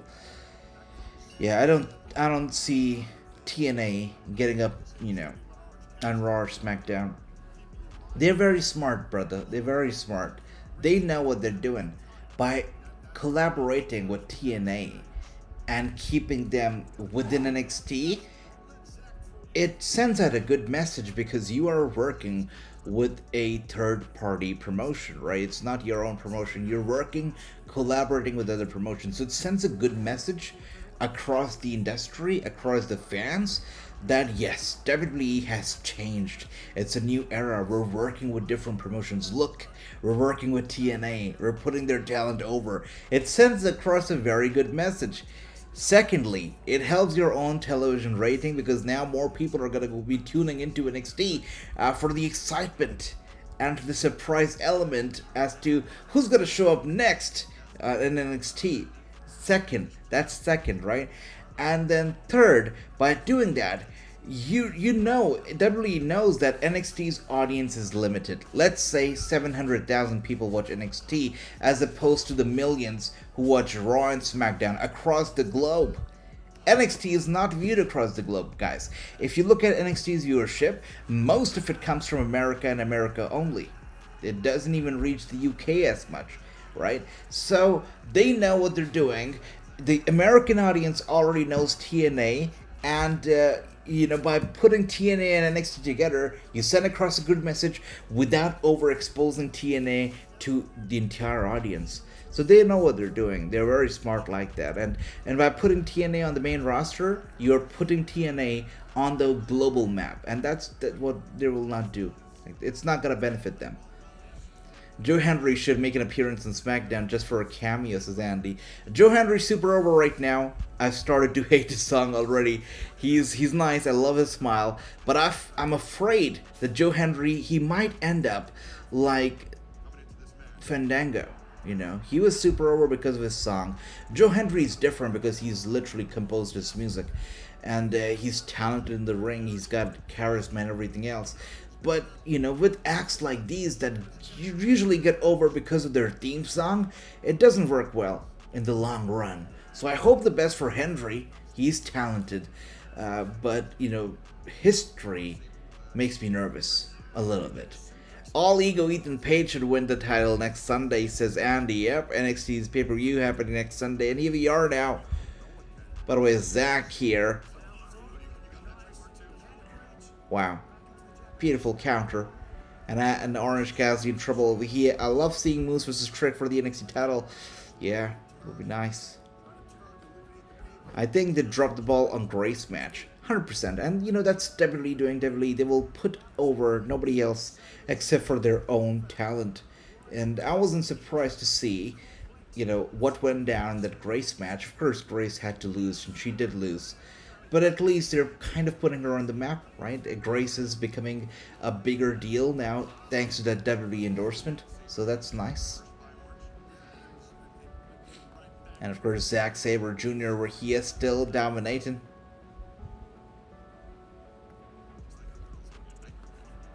By the way, guys, happy 1st of July. Which makes me think 4th of July is right around the corner. Does anybody have any 4th of July plans? Are you going to be going to see the fireworks? Anything else? Let me know. Because, wow, the Independence Day of America is right around the corner. You know, for us, I lived, when I was in New York, I lived in a high-rise. And from there, you could literally see the entire skyline of New York, Manhattan. The most beautiful view that you could get from an apartment. It was great. So we used to get on the rooftop and see these fireworks every 4th of July. It was great. It was so beautiful. It was amazing. I was truly blessed to be living there. It's amazing.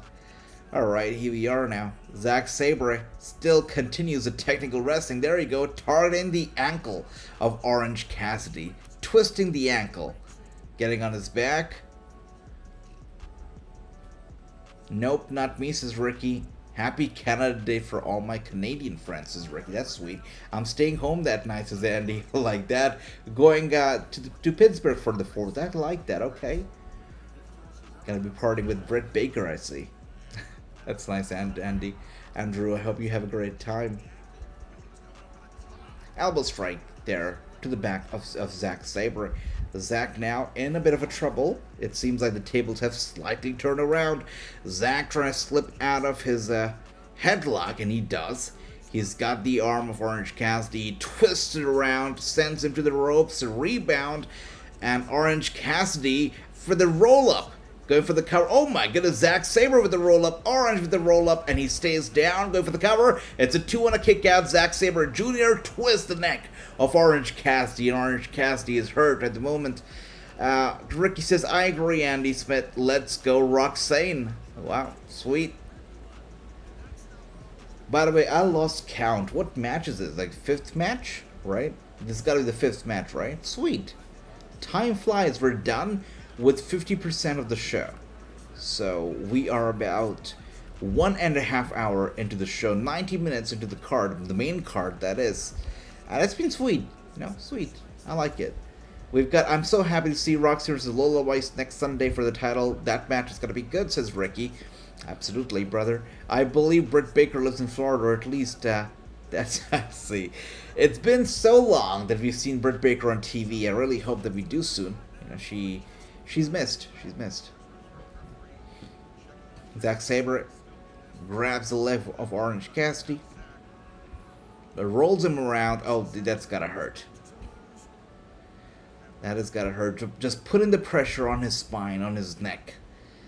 That's gonna hurt. Now we've got Ricky over here saying, yep, she's living in Florida with Adam Cole. Baby. You cannot write the name Adam Cole without Baby, that's for sure. Roxanne vs. Lola should be a great match, says Andy. It will be 100%, brother. And here we are now. He grabs the ropes, causing the rope break. Still to come, by the way, guys, we have the IWGP World Heavyweight Championship match that's between Jon Moxley and Naito. That match is still to come. Of course, Moxley is the reigning IWGP World Heavyweight Champion at the moment. And of course, the AEW versus NJPW title versus title match is also yet to come. Mercedes Mone versus Stephanie in a title versus title winners take all match. It's gonna be exciting. And here we are, as you see, brother. It is Zack who's mocking Orange Cassidy with those kicks. And finally, a big kick to the chest of Orange Cassidy. He goes back, falls to the mat. Yeah, Orange is hurt.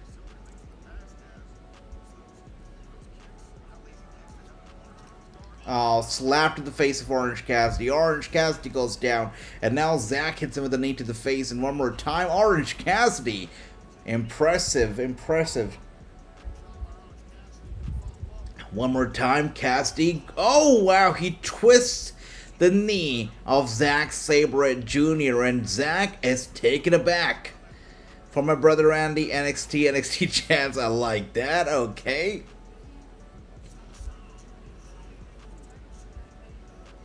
You know, James was asking,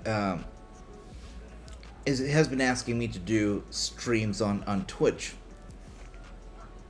I thought I'd do it tonight, but, you know, I didn't want to. It gets a little bit, you know, confusing. Am I on Twitch? Am I on YouTube? So since this was like, you know, a first stream in a while, I just did it on YouTube. But moving forward, I'll try and experiment and see if we can also go live on Twitch and YouTube simultaneously, and if it works out, and if everybody enjoys it, we'll see.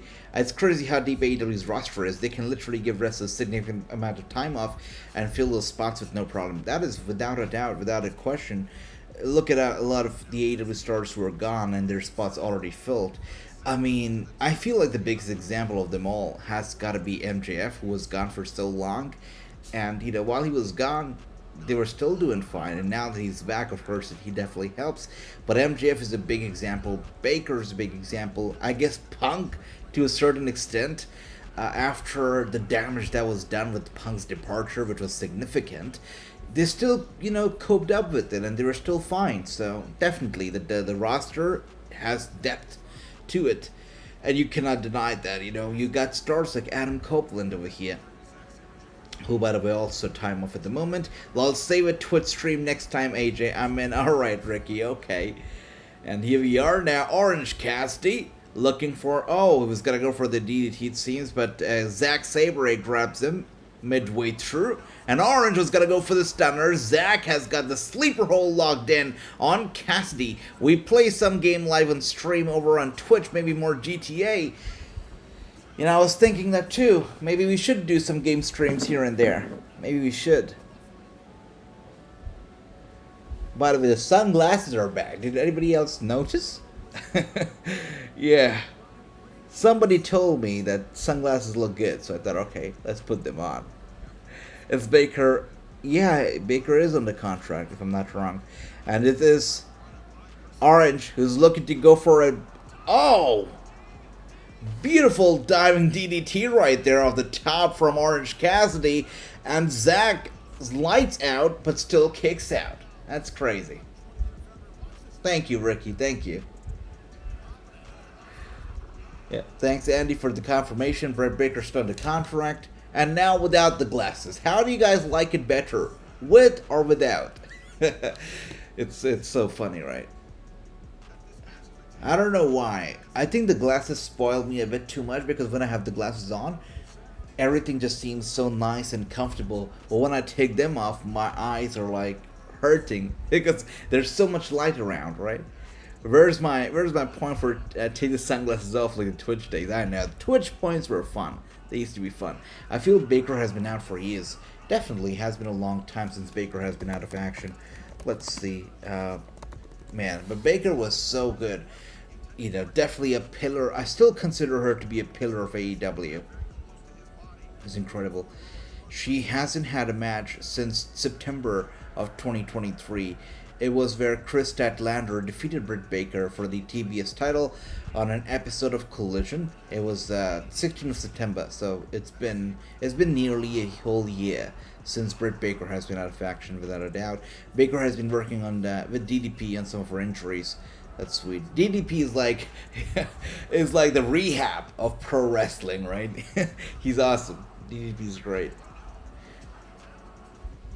And a cover right there on Zack Sabre. Zack turns it around one more time. He's got the arm of Orange Cassidy, pushing it to the limits, pushing to the extent.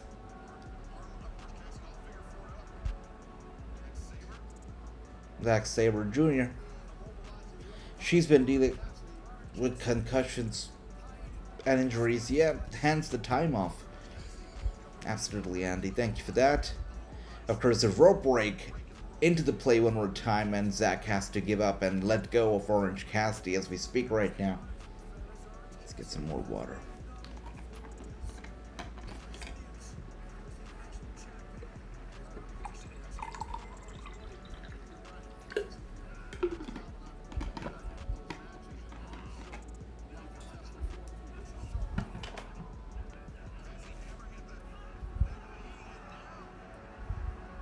Yeah. Yeah, Ricky, definitely, just like I said, a pillar of AEW, without a question.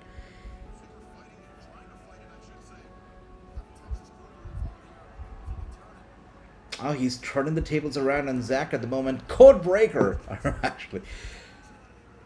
Logged in right here on Zack. Zack is crawling over to the ropes. The tables have turned around, and he's looking to roll it up. Grabs the arm of Orange Cassidy one more time, the bad arm of Cassidy, and now fits some elbow strikes to the neck. And Cassidy gains up some strength, slams Zack hard to the mat. Was Cody saying Brit first in AEW, not for Tony Khan? Wow, really? That's crazy.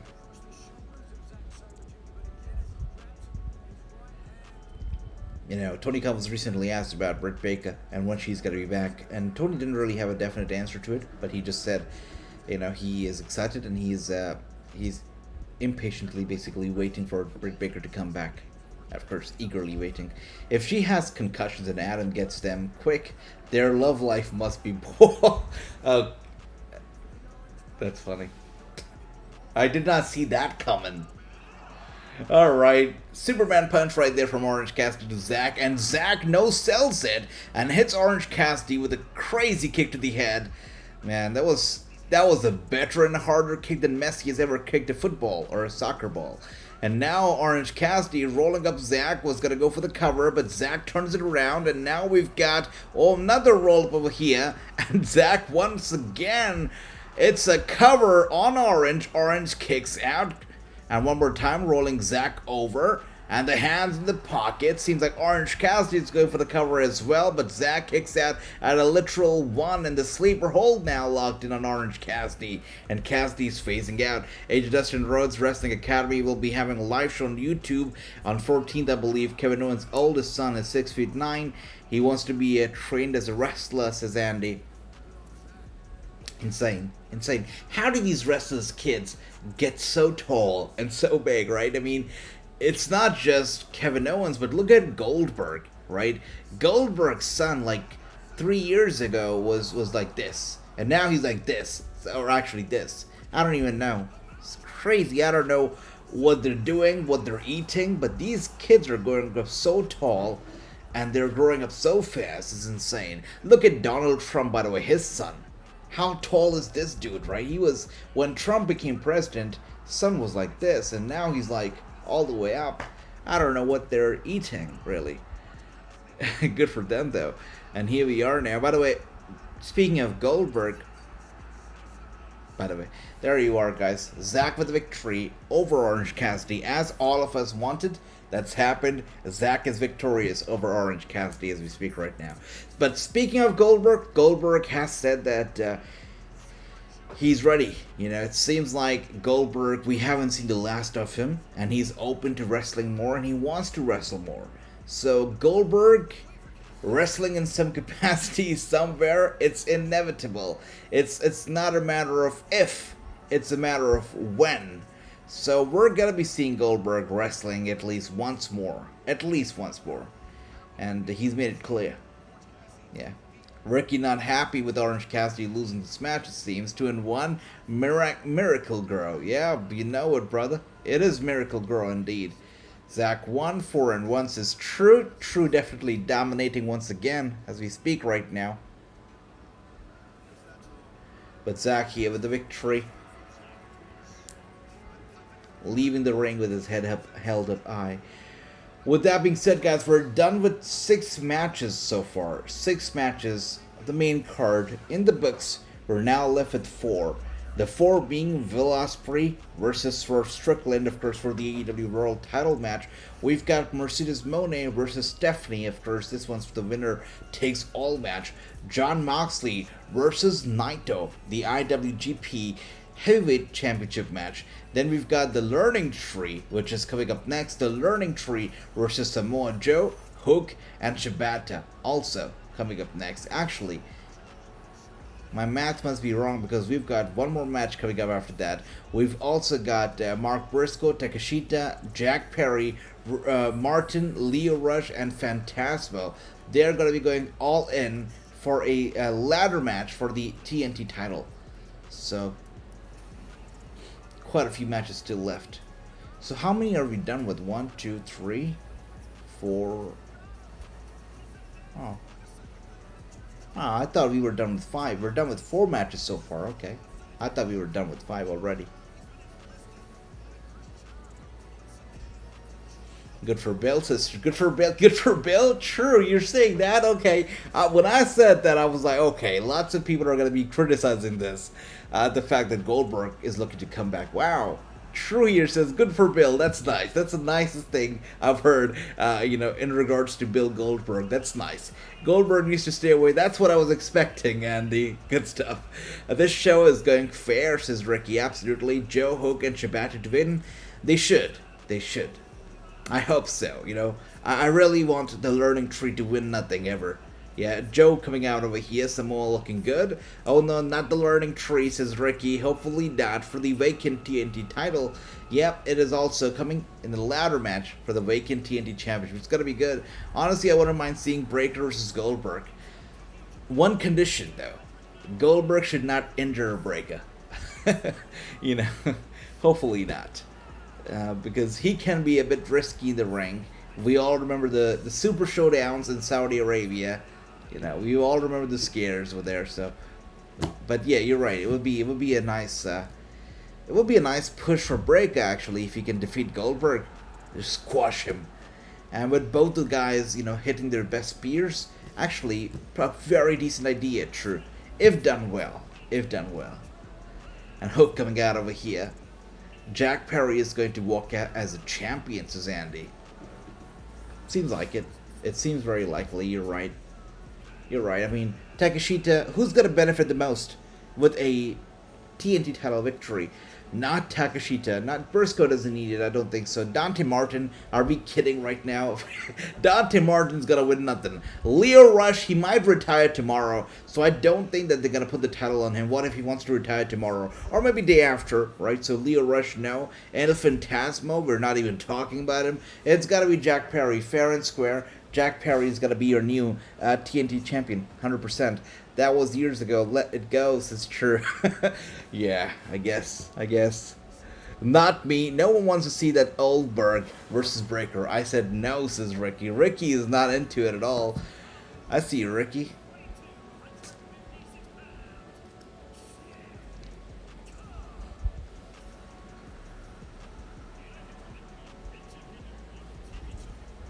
I know what Ricky's thinking right now. Ricky waiting for a women's match, right? Ricky is probably... What match are you waiting for next, Ricky? Let's see. Breakker injured Kaiser. Yes. Braun Breakker is ruthless in the ring, right? Injured Kaiser. He injured Ricochet. Literally, Ricochet's career is done now because of Braun Breakker. Please, Braun Breakker injury. Is Goldberg... is done, don't come back again. Okay, Ricky says Goldberg never come back again. See you. And the learning tree now making their way out.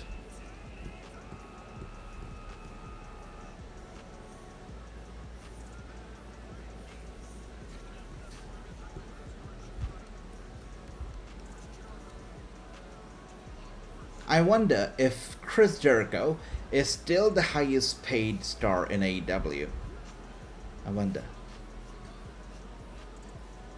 I don't know if he draws, I don't know if he draws enough to be the highest paid star anymore. Chris Jericho when AEW started, and Chris Jericho now, there has been a difference, right? The guy is aging. We all know that. We all see that.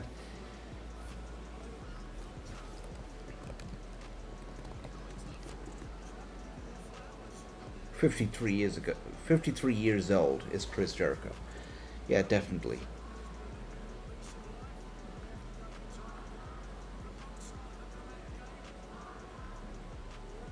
Yeah, that's right, True.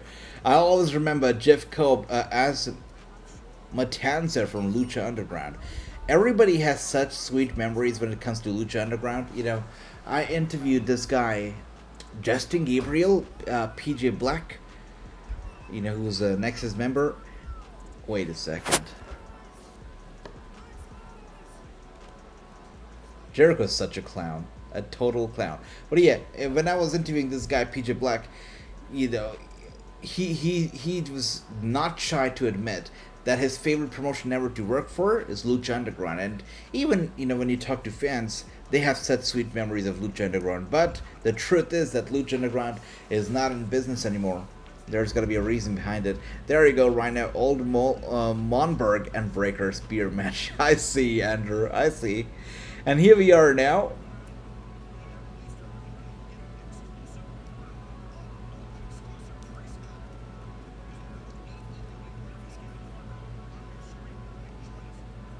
Chris Jericho standing on the apron as Big Gas does the dirty work for him.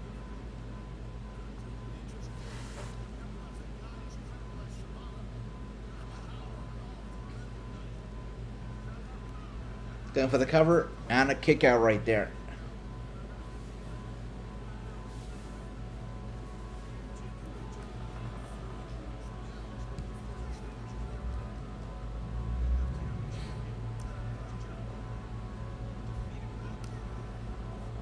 You're right, true. You're right. By the way, speaking of MLW, did you guys see that NWA has actually started to sign talent under contract? Is interesting. If you go to their Instagram page or their social media pages, you'll see their recent post announcing all these wrestlers that you would frequently see in NWA. Now they have been signed under contracts with the company.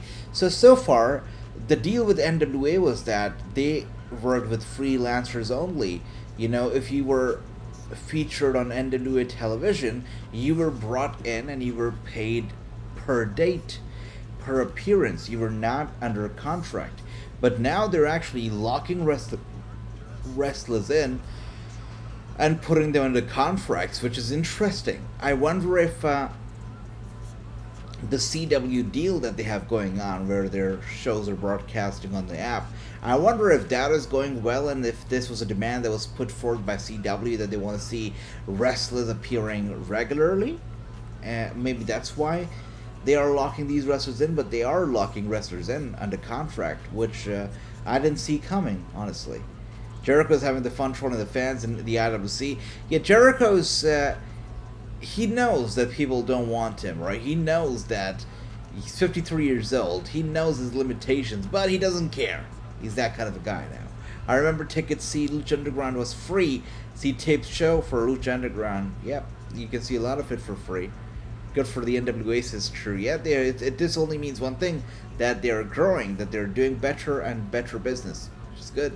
Joe, yeah, that's right, Ricky. Joe chants in the chat. And Joe sent over to the ropes, rebounds.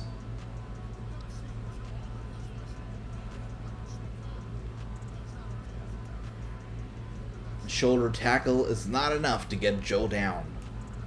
Oh, the guy pushes Joe back. Of course, someone not looking too happy.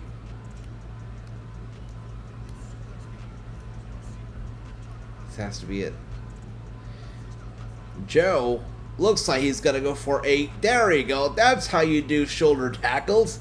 Taking his opponent out in one go. And now landing those punches straight to the chest and the head. Joe with a chop to the chest. And an Irish whip here from Samoa Joe, running over to his opponent. And an elbow strike followed by a kick to the head. Samoa Joe has the match under control as we speak right now. EC3 is defending title in Paris. Andy, I tell you what, I love wrestling, I love wrestlers, but EC3 is one guy, and I'm nothing against him, but EC3 is one guy that from the beginning of time, from the time that he made his debut and, you know, showed up as a newcomer in NXT until now, this is one guy that I've never been able to like. I've never been able to get behind. I don't know what it is about EC3, but I can't ever get behind EC3, let's just say that. Let me know if anybody else over here can relate to me, but I've tried to like him even when he was brought back to the WWE. You guys probably remember he was also on the Alexa Bliss segment. What, A Moment with Bliss or something like that? Yeah. I tried to like him because they were pushing him, they brought him back, and there was some kumbaya around his return, and people were excited. So I tried to like him, but I couldn't. And then he went ahead and he did the whole, what was that promotion? Control Your Narrative, CYN, with Braun Strowman and with Karrion Kross and whatnot. Didn't work out. Yeah, Ricky says EC3 is so boring, says Ricky. That's funny. Yeah. Funny part about it is that Karrion Kross was a part of Control Your Narrative, but behind the scenes I was told that Karrion couldn't give two craps about the promotion. He knew it was gonna go down, and yeah, he didn't want to be a part of it. And here we are now, a tag mate to Hook coming right in.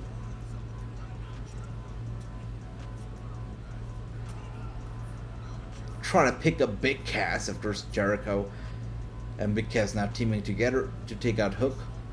Sent to the ropes, rebound, one more time sent to the ropes, and Hook sends Big Cass over to Jericho. Jericho goes down, and now Big Cass sent over to the top rope to the ringside. Yeah. I've been calling him Big Cass all this time, right? Big Bill. Sorry, Big Bill.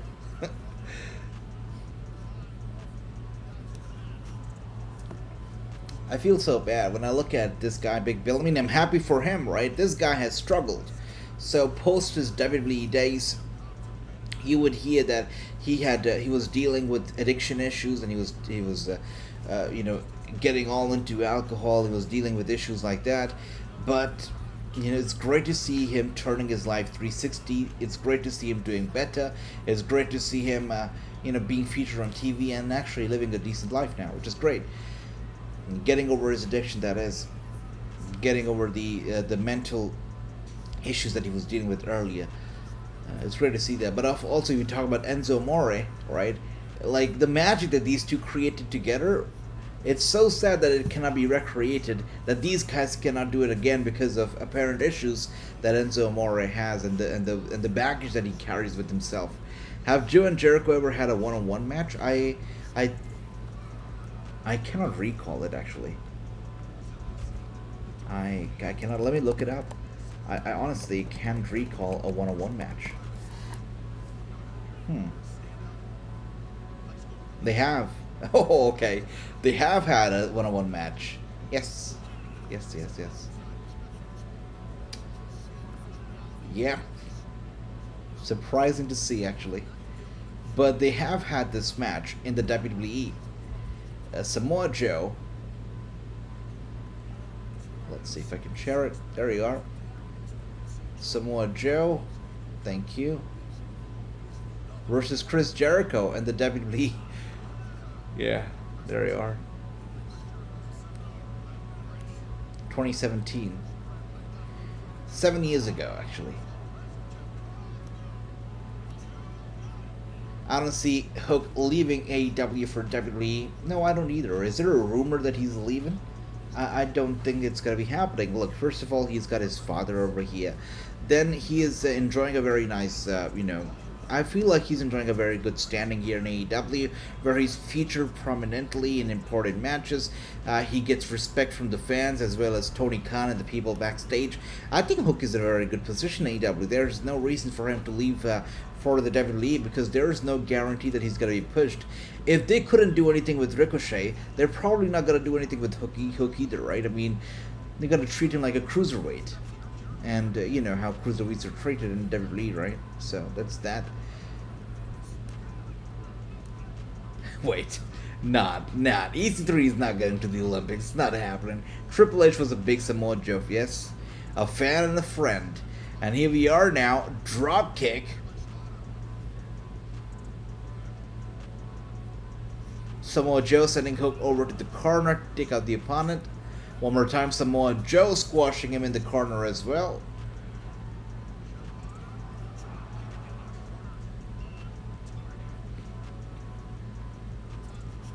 Poor Jeff Cobb.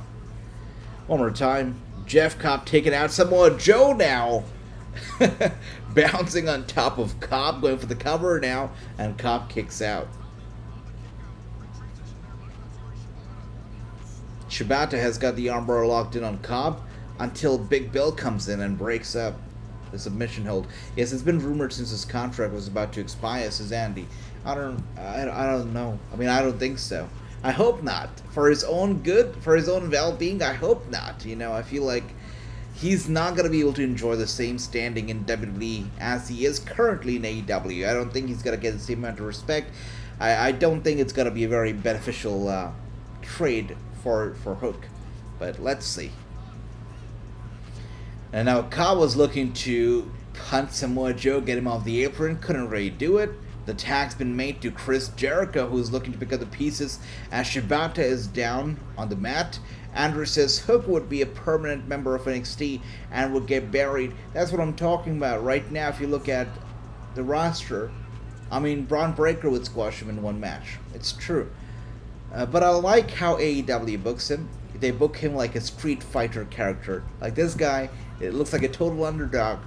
But the outfit that he wears and the hairstyle that he carries with himself, everything about Hook is like, it really reminds me of a miraculous Street Fighter character who looks like an underdog, but hey, he can blow your lights out, that's for sure. But by the way, beautiful dive from the top of the turnbuckle to the outside, which leaves us alone in the ring here with Jericho and Shibata. Jericho is standing tall. Jericho could be looking to pick up the victory over here, and the Codebreaker, the Walls of Jericho locked in. The Walls of Jericho locked in tight on Shibata. Don't think that Shibata is going to be tapping out to this one though. This is match number 5, guys. We are 2 hours into the show precisely, and we are currently on the 5th match of the night. We still have five more matches to go, which means our calculation of this being almost a 5-hour show was correct. This is most likely going to be a 5-hour main card, of course, excluding the pre-show card. And here we are now in the corner, squashing Chris Jericho, and Cobb grabbing Hook, pulling him out of the ring. Big Bill, Shibata looking to take out the Big Bill, and he does, leaving us alone in the ring right now with Cobb and Shibata. Cobb grabs Shibata, oh my goodness, tosses him down back first into the mat. Hook comes in, he's trying to lift off Cobb a bit too heavy for Hook's good, and now Cobb was looking to squash Hook in the corner. Hey, there you go. Hook gets away, and he grabs Cobb, lifts him up, tosses him across the ring, and a very botchy Code Breaker connected on the Hook from Jericho. Hook kicks out, but that was a terribly I love Code Breakers. It's one of my favorite maneuvers. Suplexes, belly to bellies, German suplexes, both of them. Then you've got Code Breakers. These are some of my favorite wrestling moves that I always pop for. Always. But that was botchy. And here we are now.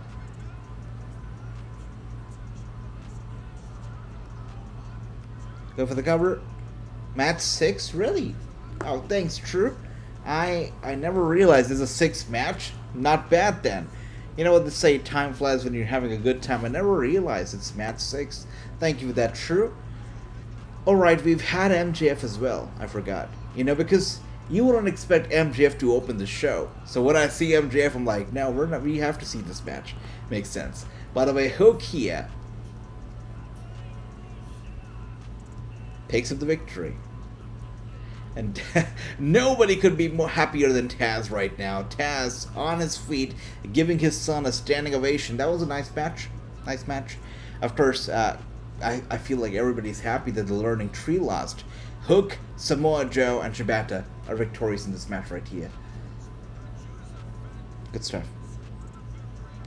Alright, coming up next is going to be a long-ass match. It is a ladder match for the vacant TNT Championship. Ladder match coming up next, guys. Get ready.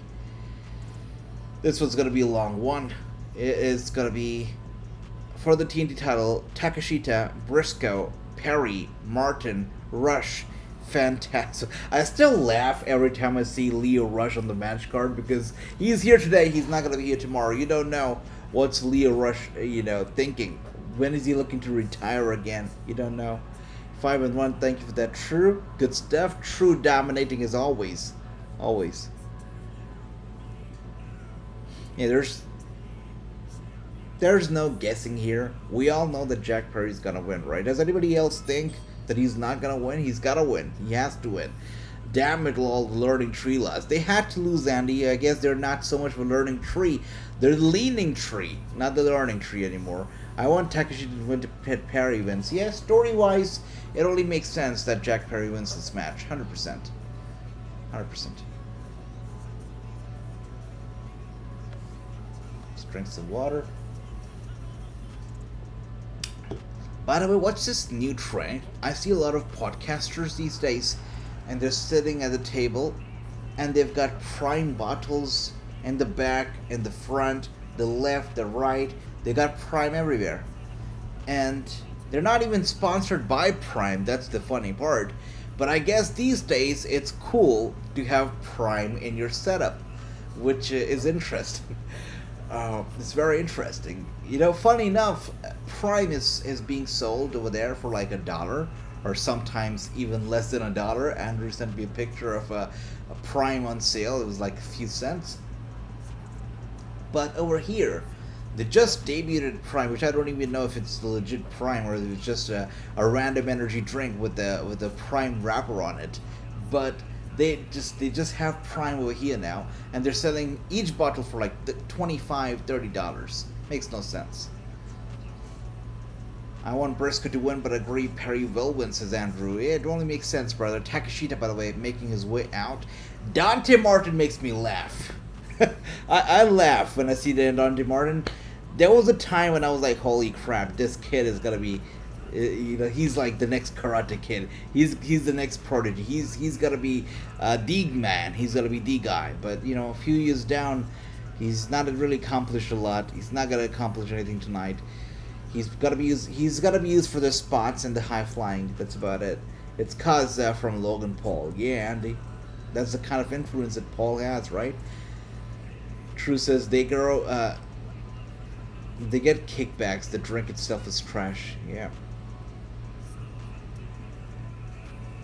No, Andrew. No, you know I will not.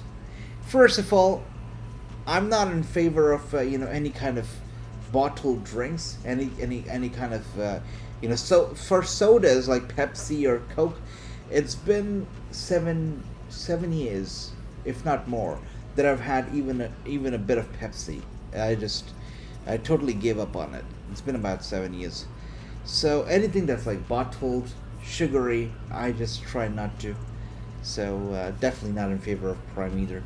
I used to be a Gatorade guy. I loved Gatorade. There was a time, but I try not to as well now. I think water is the best drink that you can drink, and if not water, I feel like lemon water can do miracles. It's great. Take a nice cup of water, glass of water, squeeze some lemon into it, maybe some sugar, maybe some salt, and hey, it hydrates you, especially when you're coming from the outside and you're dehydrated. You need some water. You need a very quick refill of energy. I'm telling you guys, if you don't like sugar, you can do this with salt. Take a nice cold glass of water, squeeze some lemon into it, and add some salt. It's gonna be a little, it's gonna be an acquired taste. At first, you might not really like it, but then you'll end up loving it. Or if you don't like salt, you can add sugar. It really does well. It really works wonders. By the way, the scapegoat coming out right here, it is Jack Perry. Look at the entrance this guy's receiving, the smoke and everything. There is no way he's not winning this match, right? There's no way. There's no way. I flip back and forth from water and get to rate, says Andy. Yeah, I mean, it scares me. But, we're talking about 2020 a lot, so 2020, right? The whole virus stuff. I was scared. I was quite scared. And I was, they suspected that I had it. So this guy came to do blood work on me, right? He came to do blood work. And while the syringe, the injection was still in me, I don't know what this guy was doing, but he started saying crap, shit. And I'm like, what happened? He's like, I lost the needle. And I was like, I was already scared because I thought I had the virus. And now I have a needle in me, and this guy's telling me that he's lost the needle. I'm like, okay, the needle probably broke. It's somewhere floating in my arm. If I had the virus, I can't even go to a doctor to get it out. And I had all these crazy thoughts in my head. And I was panicking while I had this needle in me. I'm already, at that time, I used to be quite frightened of needles. Not now, not anymore. But, you know, all this is going on in my mind. And suddenly, in front of my eyes, everything just whited. It was like all white. Everything very quickly, like this, everything was turning from colored to white. And you know, the people in front of me said that my eyes were turning white. And somebody came running over to me and just started pouring some Gatorade in my mouth. And I started drinking it. And as I was drinking it, guys, you're not going to believe it, but from everything turning white, it was reversed, and everything went back to colored, and I could see everything. It was crazy. It was crazy. I still don't know what the hell happened. Maybe I just got a big panic attack, and I was about to pass out for a second or two. But it's still crazy, which is why I feel like everybody should have like a bottle of Gatorade or something at home, because you never know when you need that bit of energy, right? You probably, you know, everybody should probably have it, especially in the summertime, because it can get hot, and you might need it, so definitely. Yeah. Anyways, getting back to the wrestling over here. Oh, Lio Rush with a steel chair shot to the skull of Lio Rush. This guy has just decided that he's gonna retire the next minute. It's probably gonna happen. And Lio Rush now still back on it, sends Mark Briscoe over to the barricade. I don't know, True. I don't think so. I think it was a panic attack. That has to be it. That has to explain it. But the Gatorade reversed it. Man, I'm telling you, everything just turned white. I've never felt or experienced anything like it. It was crazy. But the whole 2020 was crazy, right? It was scary. For me, this actually happened in 2021, actually. Because 2021 over here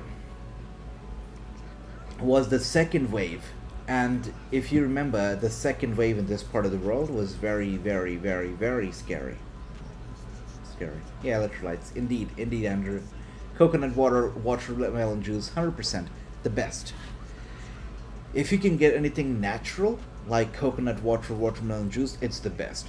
We actually have, you know, over here, I don't know if it's a facility that's available over there, but over here, like how you have the milkman or the newspaper guy deliver papers and milk to you in the morning, over here, if you would like, we also get deliveries of coconut. So like those big green coconuts that you get at like the beach and stuff, we get them delivered to our place like every morning, and I feel like coconut water is just a great source, you know, to stay hydrated. Very important, especially in the summertime, because over here, the temperature during this summer, it's gone down now, which is great, but this summer the temperature literally went up to 113 Fahrenheit, which is insane.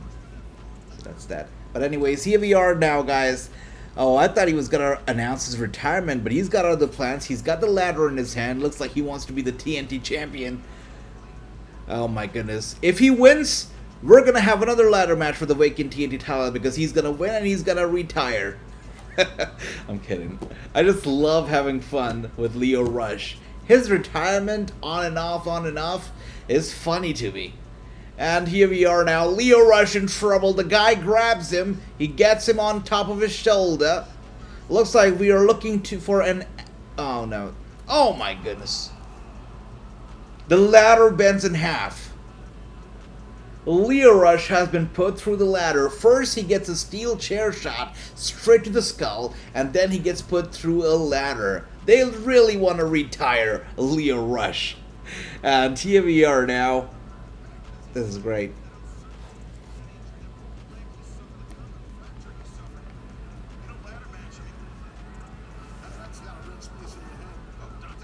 Oh, crazy knee strike right there from Dante Martin. Dante Martin is great in the ring. Oh dear. That ladder could have not been further away from the title. Very miscalculated over there. Okay, Martin probably didn't realize it, but Takeshita over here in the ring with Martin. Of course, our winner of the match, Jack Perry, is nowhere to be seen. He's probably resting, chilling somewhere in the corner. Nowhere to be seen right now. In Royal Rumble matches, you know, in ladder matches, matches of these kind, the less you see the guy, the more the chances are that the guy's gonna, oh my goodness, Dante, oh wow, that was bad. That was bad. I don't know if that was meant to go down the way it did, but Dante Martin literally was suplexed with his neck going into the ladder. His neck literally landed on top of that ladder. That was enough to snap somebody's neck, that's for certain. But Dante Martin seemed like he was in a world of pain. He's rolled out to the ringside. I hope he's okay. I hope this was planned and he safely landed on that ladder, because that hurt to watch. The way his neck landed on that ladder was insane. Wow. Holy crap. That was something. That was something. And here we are now, Mark Briscoe. Oh, the Takeshita is going to pay for his sins, it seems. Mark Briscoe is going to make sure he pays. Takeshita is lying down right there in the ringside on the table with a ladder stacked on top of him. And Mark Briscoe is looking to go for the big dive, and he does. Wow, landing on top of the ladder, which is placed on top of Takeshita, who was lying on top of the table. The table breaks in two halves, and so does Takeshita. And now Jack Perry, I told you, looking to pick up the pieces, was not seen in the match all this time, but now that everybody is lying out ringside, Jack Perry grabs the ladder, and he gets in the ring. He's really selling his neck. Brother, that was hard to watch. It almost felt like it was not planned and maybe miscalculated. I have my fingers crossed that it was not miscalculated. But that was tough to watch. Big up Dante Martin. I mean, Dante's great. I really wish that he, received more, I guess success, or he was able to accomplish more here. So far, it hasn't been a lot, but this guy is clearly very talented. If Ricochet ends up in AEW, which most likely he will, I would love to see him square off against Dante Martin, one-on-one match. I feel like Martin is so good, right? Maybe sometimes overlooked by a lot of people, but Martin is great. Leo Rush one more time, planning his retirement. And now we got Jack Perry once again. Like, I don't know what to deal with these guys not being able to place the ladder in the center of the ring. It's like so far apart. Are you kidding? Oh, he still somehow grabs the ladder. Good for him. Nice.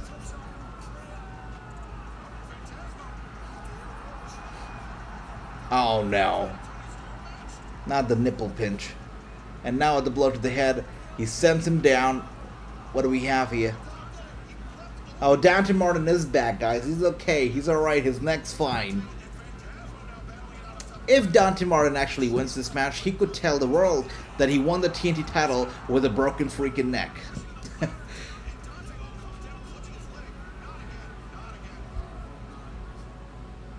I know, Andrew. That was... But because it was so raw, right? Paul Heyman taking that bump. It was so raw. It just felt so real. And the fact that he didn't shave his beard that day, right? He had like the white hair all over his face. His eyes were all swollen. It was cinema. It really was. Paul Heyman is a gem of our industry. And, when Paul Heyman decides to retire... Yeah, we're gonna be having a void in the wrestling industry which will never be filled. Paul Heyman is a gem, and is one of a kind. There is not gonna be anybody who's gonna be able to replace Paul Heyman. Definitely. Also, isn't Paul Heyman like one of the only people from back in the day who has not gone crazy, or who doesn't have a crazy ass podcast where he talks about and rants about WWE or AEW? So, really, Paul Heyman is great. This match is crazy, says Drew. Absolutely, bro. There's so many spots over here in this match. So much going on. There has not been a dull moment. By the way, Leo Rush. Oh! Is he going to put Jack Perry to the table? No way in hell. No. He tried. I thought he was going to retire one more time over here, but no. Dante Martin is back in it.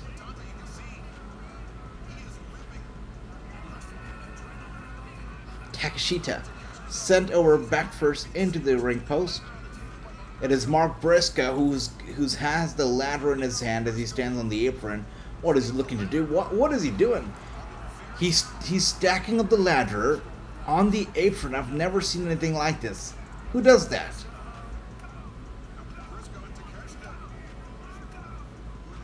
Why would you stack up the ladder on the apron? By the way, Leo Rush, like a random NPC, comes in over here and hits Takeshita with a big boot. Takeshita goes down. I'm still not sure why is that ladder stacked up on the apron. I've never seen a ladder on the apron. That makes no sense. Mark Briscoe, what is he looking to do? He climbs the ladder. He's a hell of a foot away from the title. Doesn't look like he wants to even go for the title. What is he? Wow. Oh, that was so bad. Oh my goodness. Oh, that was terrible. That was embarrassing to watch. Holy crap. I cringed. Okay.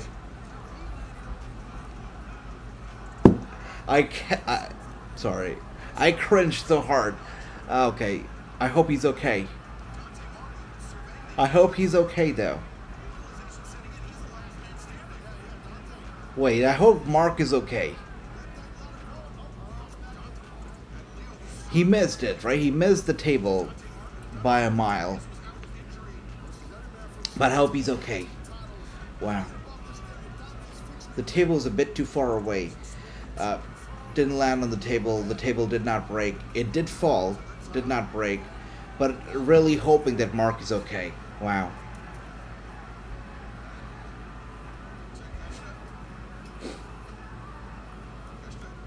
Yeah, that was hard to watch. That was really hard to watch.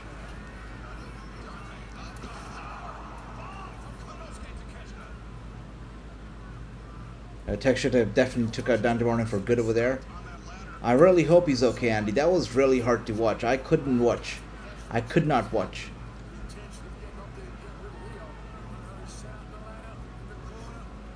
We haven't seen any of the two people appearing just yet. And Leo Rush now looking to climb over the ladder. The fact that we don't see any physicians or anybody else ringside checking on them makes me feel that hopefully Mark is okay. Otherwise, there would be physicians and stuff looking after them. Mark has done crazier things in his life, let's face it, right? So, yeah, he's probably okay. God bless. And here we are now. Man, I still cannot pronounce this guy's name right? I can't. I still call him Takeshita.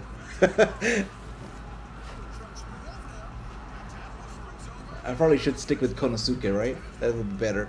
But here we are now.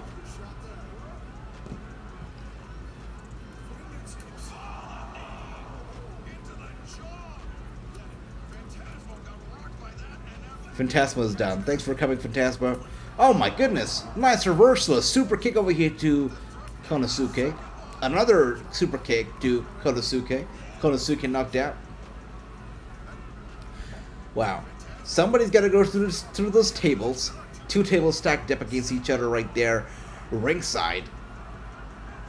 Pedigree on the table. A pile driver on those tables? No way. Konosuke is going to reverse it like no tomorrow. There we go. Big blow. Big blow to the head. Of course, Phantasmo is done for. Yeah, he's not getting back up from it. Definitely, Phantasmo is going through those tables, baby. This is it. This is it. It's over. It's over. Thanks for coming, Phantasmo. through the tables right there. Phantasmo is done for. Wow. You know it, True. You know it, brother. I can get splinters in my hand by doing nothing. These guys literally went through 2 tables. They gotta have so many splinters in them right now. Oh dear. Which also reminds me of another JTG story, which we're gonna talk about in just a second. But here we are now.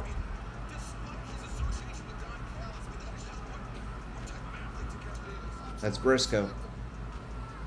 This is a relief to see Briscoe right now. It tells us that he's okay. He's fine. Which was the most important thing at that time, right? And here we are now. Takeshita. That's crazy. It's over. Yeah. There have been a lot of broken ladders in this match, right? First was Dante Martin going through the ladder. Sorry, Leo Rush going through the ladder. Then was Takeshita, of course, with the ladder placed on top of him. And now one more time, Takeshita goes through another ladder over here. And Mark Briscoe actually trying to reach the TNT title. That's not happening. As expected, Jack Perry, the bastard son, comes in over here. Jack Perry.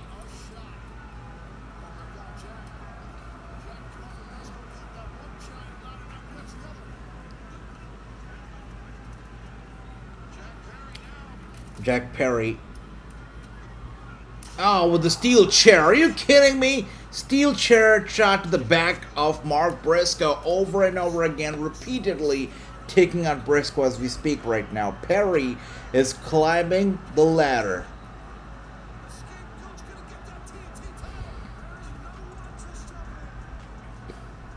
As expected, guys. It was a great match. Hey, very predictable outcome, but a great match nonetheless. Jack Perry, the scapegoat, is your champion. The new TNT champion. Awesome stuff.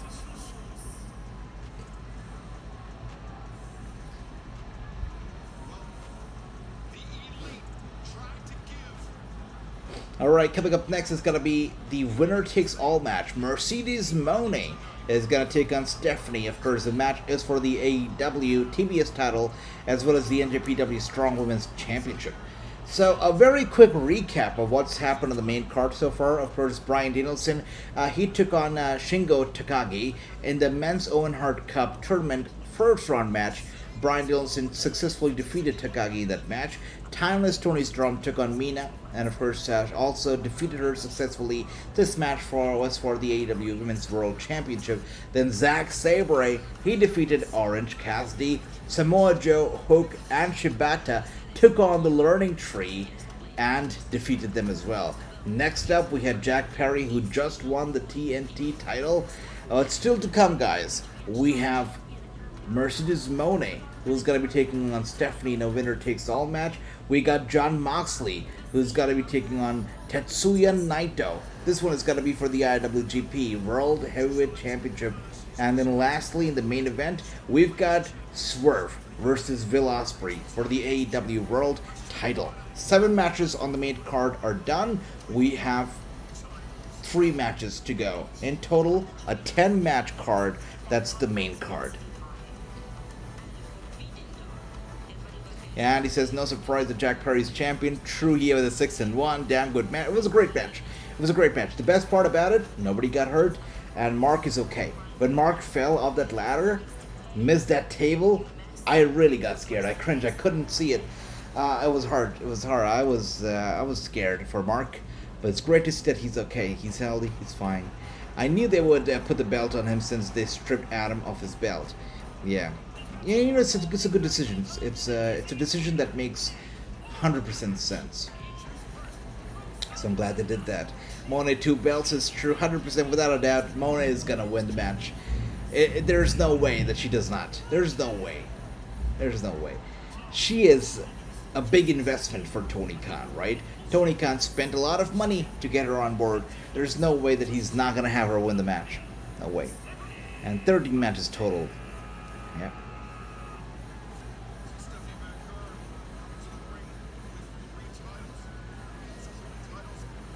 Wait, true. How 13? It's supposed to be 15, right? We had we had 15. We have 5 matches on the pre-show, correct? Should be 15, I think. Let's see. But Stephanie has 3 belts. Wow. Yeah, that's right. At one time, it was Deonna Purrazzo. Remember when Deonna Purrazzo was the belt collector and she had all these belts from all over the place? It was a good time. Deonna has slowed down, and it's not that she slowed down after coming to AEW, but when she was with Impact Wrestling, you could see that she slowed down a little bit, and still it's the same. I don't see the same fire or the hunger in Deonna Purrazzo as it did like a few years ago. This is a more relaxed Deonna Purrazzo. Yeah, I can't get myself excited about a Deonna Purrazzo match anymore. It's true. Yeah, thanks for that, True. And here we are. Coming out now is the CEO, Mercedes Mone. She looks good as well. I love it. I love the outfit.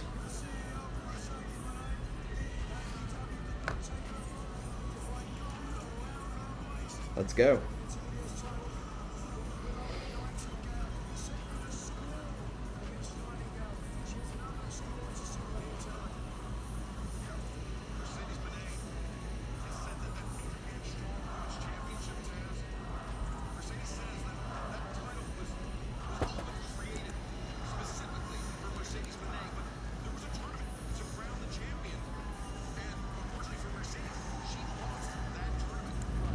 This is actually funny. I don't know. Is that Hook?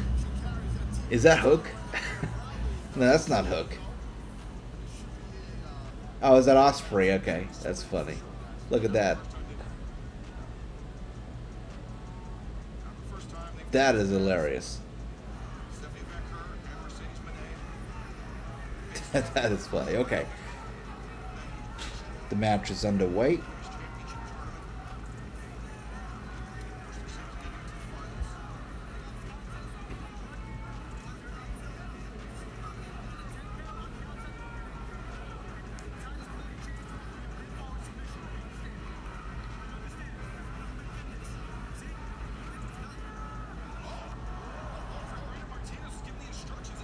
Wow, Stephanie with the first shot over here in this match, even before the ring could bell, the bell could ring. Stephanie takes out Mercedes Mone right there with the first shot.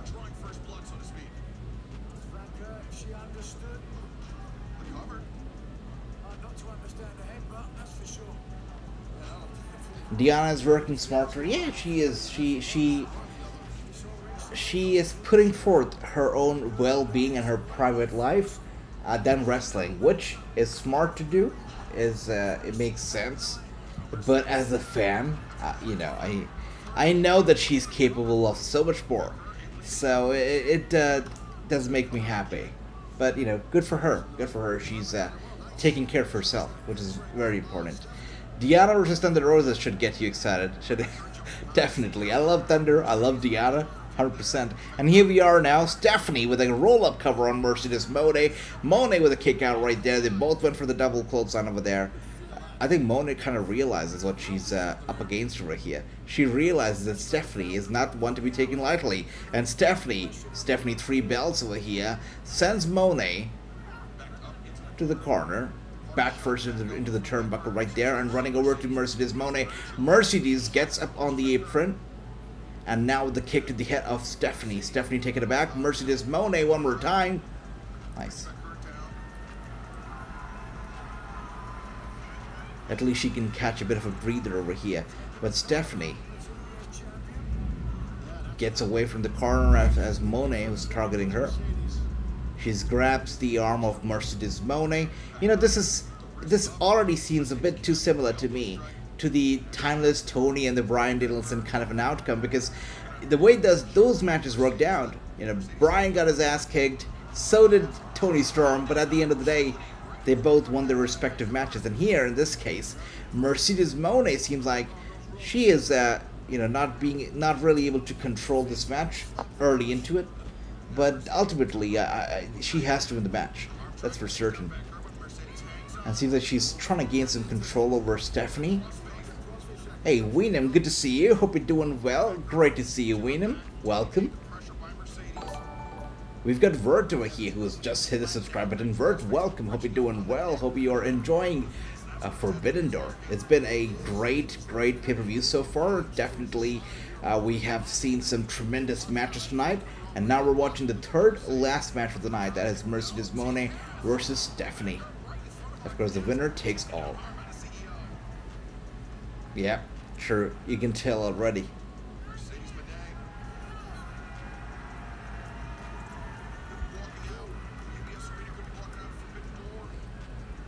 And Mercedes sending Stephanie back into the ring over here.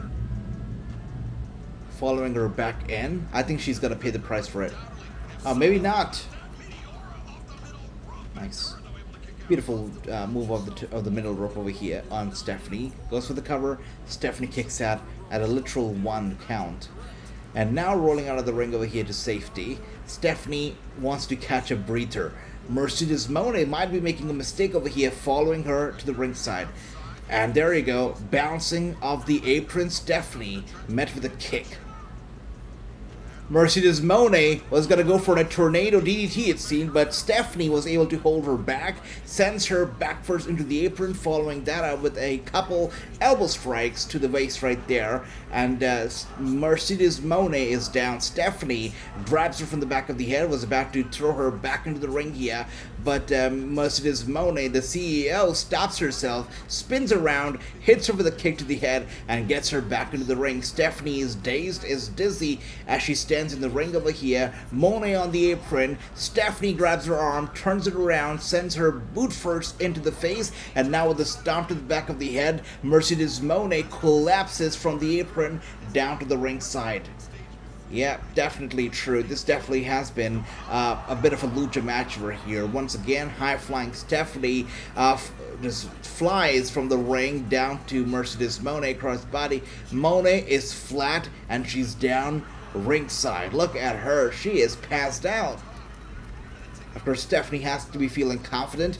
Holder of 3 titles at the moment, looking to get her 4th over here if she's able to beat Mercedes Mone, and she's dominating so far. She has to be feeling full of herself. She has to be feeling super confident. And Mone is still down. Stephanie grabs her from behind. Of course, the NJPW Strong title on the line over here, as is the AEW TV's title. The same title that, made Jade Cargill the superpower that she now is.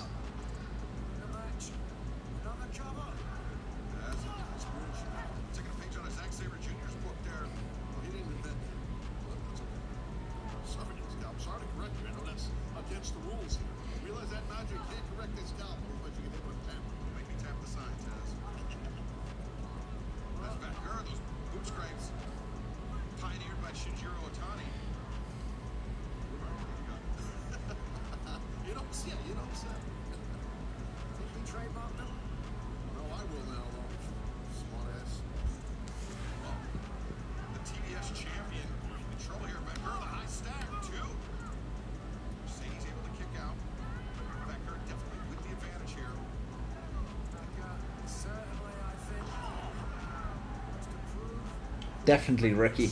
She's got to be watching this match. 100%.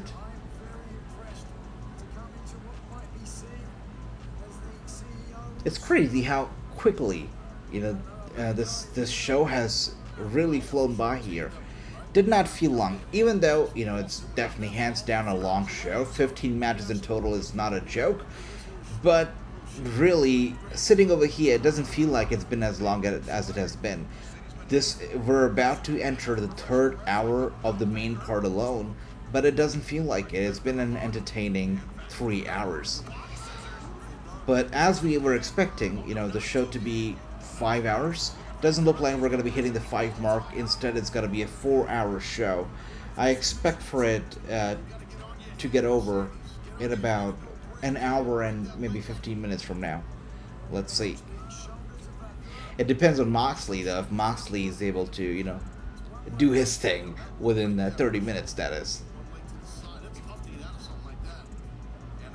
And here we are now. Mercedes Mone still not doing too well, it seems. Seems like she's got a bad knee.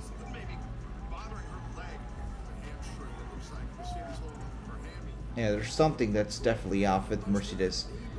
But Needless to say, Stephanie is definitely going to be taking advantage of that bad leg. Irish whip to Mercedes Mone, following that up with a knee strike to the gut and sending Mone down. Stephanie right behind her.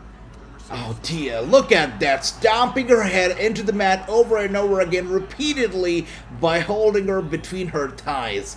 Mone literally being woman handled at the hands of Stephanie as we speak right now, going for the cover, but Mone kicks out. How many matches we have left, my brother Ricky? After this one, we got 2 more matches yet to come. Of course, we've got Moxley versus Tetsuya Naito, which is going to be a singles match for the IWGP World Heavyweight Championship. And then we've got the main event of Forbidden Door. We got Swerve Strickland versus Ospreay, which is going to be a singles match for the AEW World Championship. 2 more matches to come after this one. This right here is the 8th match of the main card. And of course, in total, we got 15 matches, including the pre-show. And here we are now. It is Stephanie looking to dive down on Mone, and Mone with a drop kick. Hey, this was, wow, what very close call, right? Very close, because she went for the drop kick as Stephanie actually had left the turnbuckle and was diving down. So there was not a lot of time left for Mercedes Mone to be able to execute that drop kick. It was very, very, very crucial timing, but she was able to get it and actually target exactly the limb she was targeting. So that was very cute. Wow, I've got to say, very close call. And here we are now one more time. It is Mercedes Mone who's feeling confident. Knee strikes one more time to the chest over here, following that up once again with some knee strikes.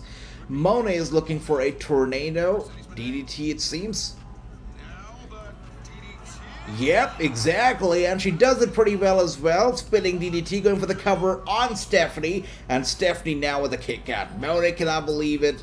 But let's be honest, I think we all know that Mone is going to win the match, right? She has to win this match. Overall, it's been a very sweet night. It's been a treat. It's been a treat for wrestling fans. And you know, it's matches like these which make me feel that, hey, it's great if you watch only, let's say, WWE. Or if it's great if you only watch, let's say, AEW. But you cannot miss out on the pay-per-views that these companies put on. Because these pay-per-views, even if you are not totally tuned into the storytelling, which is fine, these pay-per-views offer absolute banger of matches that you're missing out on. And, you know, it's a treat. These are absolute treats. And here we are now, Mone in trouble as Stephanie turns it around, goes for the cover, Mone with a kick out one more time.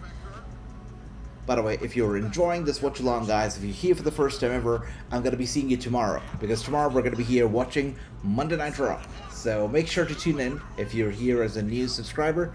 Welcome, and we'll see you tomorrow. My brothers, I'll see you tomorrow. It's going to be a good time. After a long time, we're going to be watching Raw together, so I'm excited about it. I think it's going to be good. And here we are one more time. Mone right behind Stephanie. Stephanie.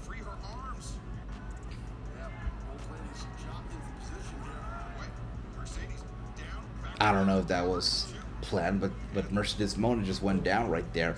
Stephanie went for a cover. She was able to kick out at like literal 1. And Stephanie looking to hit her with the pile driver. Mone with a nice reversal was going to go for the clothesline. Stephanie dodges it, double clothesline. Both the ladies go down, and the match continues. Sweet match.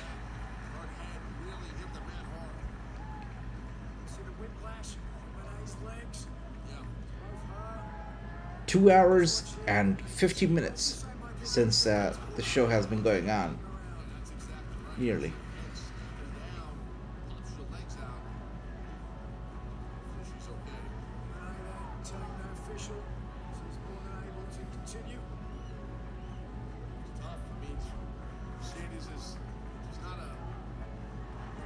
Oh, both the ladies now. Nice. They jump up. Back to their feet over here. Mercedes looking down, staring down into the eyes.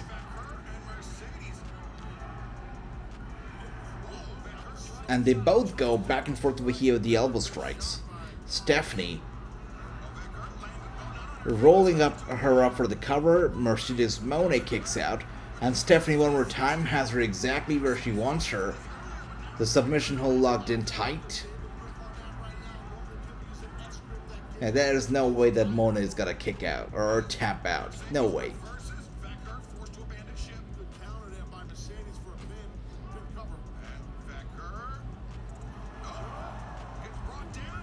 There we are.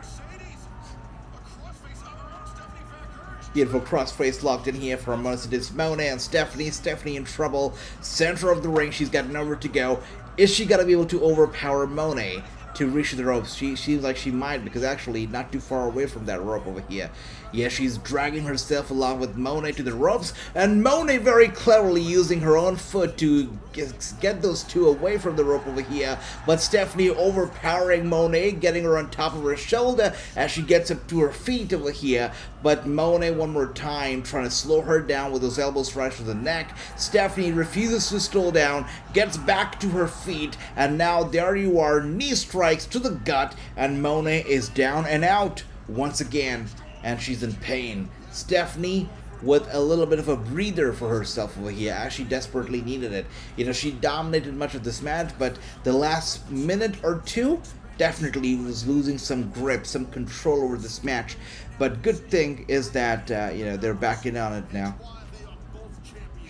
Able to get a breather that she desperately needed. Still to come, guys. The next match is going to be Moxley versus Naito. This one has to be wrapping up soon. The fans are loud. Wow. Quite a fan following here for Stephanie too, right? Lots of people over here making some noise for Stephanie. And Stephanie one more time gets Mercedes Mone on top of her shoulder. And a backstabber here for Mone once and twice. Man, backstabbers would absolutely kill me. A move like that to my back, I don't know if I would be able to survive that. I mean, wow. Either that or I would absolutely love it.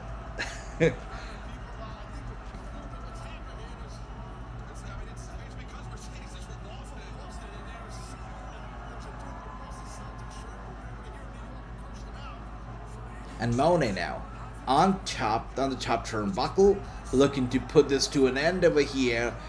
Oh wow. Whoa, whoa, whoa, whoa, whoa.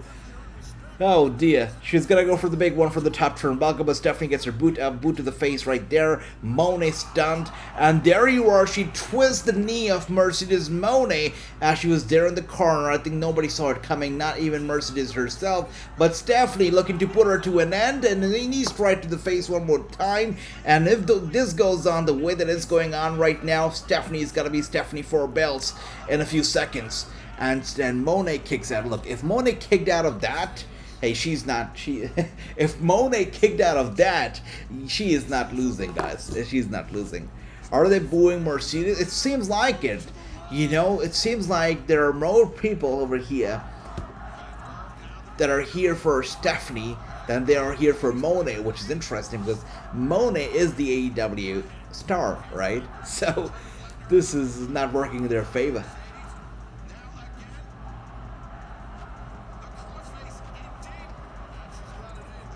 But I like how Mone kind of hijacked Stephanie's cheers. Like they were obviously cheering for Stephanie, but Mone was around there acknowledging those cheers as if they were cheering for herself. So that was interesting. Stephanie, she is so hot and she has nice... Alright, Ricky, I see ya. Ricky is not holding back tonight.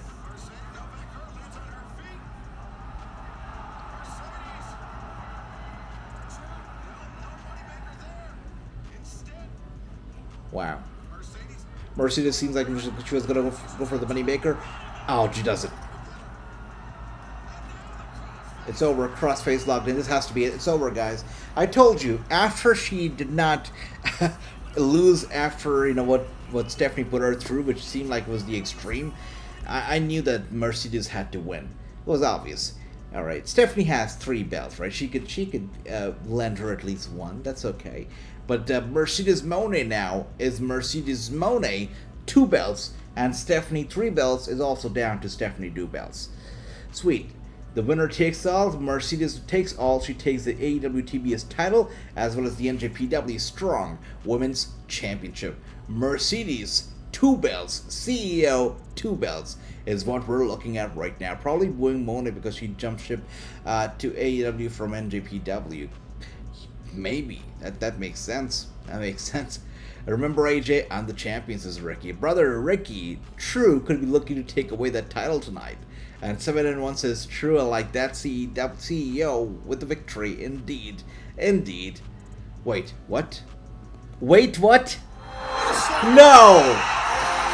No! Holy crap! You're kidding me. Were we not talking about her today? Crazy! This is exactly what we need. I've got goosebumps right now. This is insane. Holy crap. The DMD Britt Baker is here. I literally have got goosebumps. This is insane. This is what we needed right now. Incredible. Wow. And the pyros and everything for Britt Baker. Now that's what a champion should look like. The pillar of AEW is here. Man, I love it. I love it. This is great. This is great. This just made my night. This is great. I've got goosebumps all over. This is amazing. Does that set up a rematch with Villa? Well, I think she's got her eyes on the money, it seems. Wait, title is on tonight. I didn't know that. Yep, the title was on the line, Ricky. It was the winner takes all. DMD, the doctor will see you now. Indeed she will. I don't think Mercedes is very happy about it, but we all are definitely very, very happy. That was amazing. That was amazing. That was great. Oh, G1 Classic being promoted right now. Man, that was great. Welcome back, Britt Baker.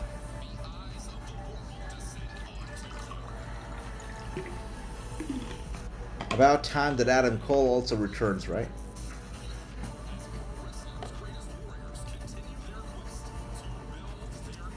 It's funny because I believe this is like the second or third time that has happened, so that we talk about somebody not being around and they literally show up the same night. It's great. I should have asked for something else. I should have asked for my $1 million that I can't find. Let's see. Hey, event must go got end tonight, says Ricky. Ricky says, well, that was good run. Yep. Wrestling Dynasty. Wait. Coming up next is gonna be Jon Moxley versus Naito. This is gonna be for the IWGP World Championship. Of course, this is the co-main event of the night. The main event being Swerve and Ospreay is gonna end the show. This right here is the co-main event.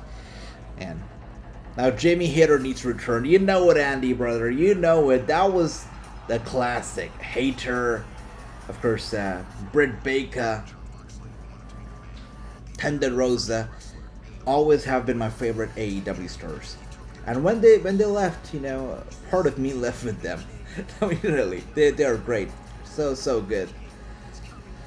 Moxley will lose, says True. That's interesting. Next week, and I will win back for Money in the Bank, says Ricky. Okay, brother, we shall see. Who knows? I might clash in over True next weekend for Money in the Bank. We shall see. We shall see.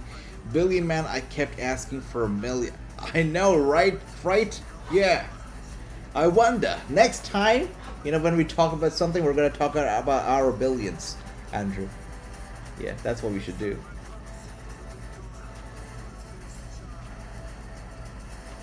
This is gonna be good. Now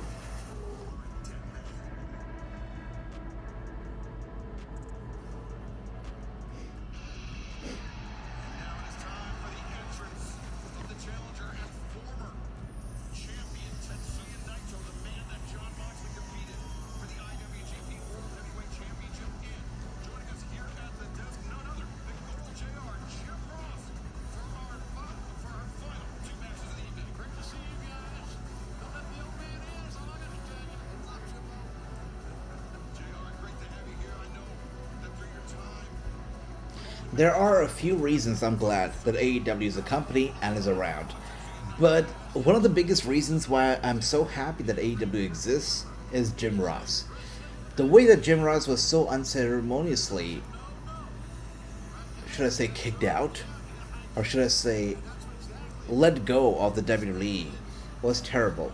This is a man who gave his life to wrestling, right? His entire adult career was all about broadcasting and doing commentary work for the WWE for wrestling. And then, very unceremoniously, he is let go from the company. Then he had some personal tragedies in his life, and of course his illness. And you know that Jim Ross wasn't doing well.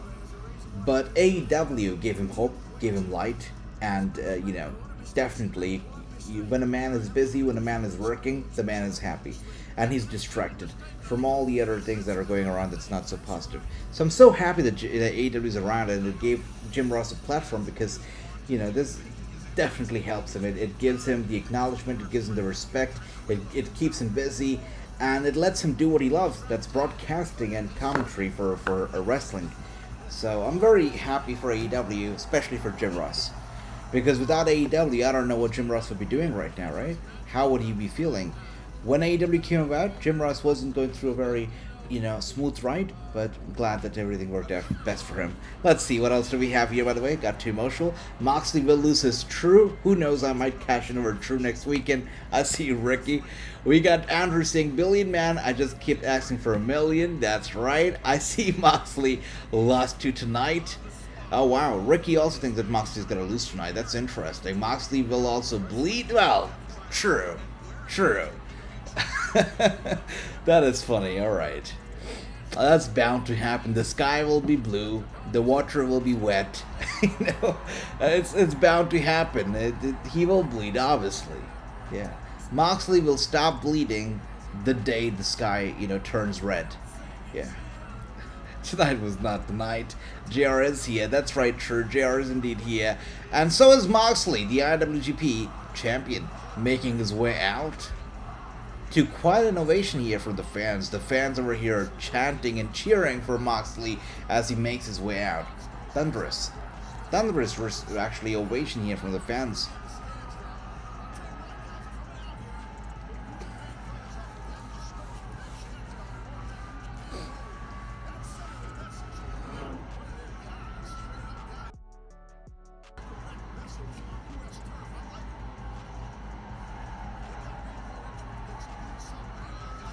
You know what I really don't like about WWE right now? Is that they have made stages unimportant. They made stage design irrelevant. The WWE was the company that gave so much importance to stage designs, to the ramps, to the floor, to the Tron, everything. And it has become the company that has totally rendered it irrelevant. And, you'll see all the other promotions following suit. I feel like I see a little bit of a downgrade here, even when it comes to this stage. Not as much as, the WWE downgrade, but definitely a little bit of a downgrade. But, they have made stages irrelevant. You used to hear, fans on social media talking about the stage designs, what they like, what they don't like, looking forward to stage designs. But WWE now, with their weekly stage designs changing here and there, for their own convenience, making them smaller to save budget, whatnot. They've made it irrelevant, and the entire industry is going to follow suit. That's right, true.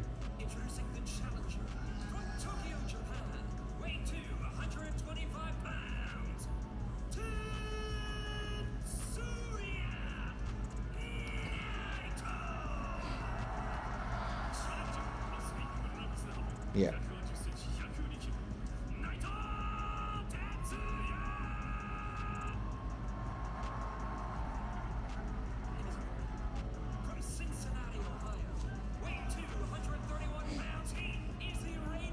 No, it's sweet, Andrew. I mean, if they stick to a particular stage design, it's still cool, right? Because you are still kind of giving some importance to the stage designs where they are unique to a particular show.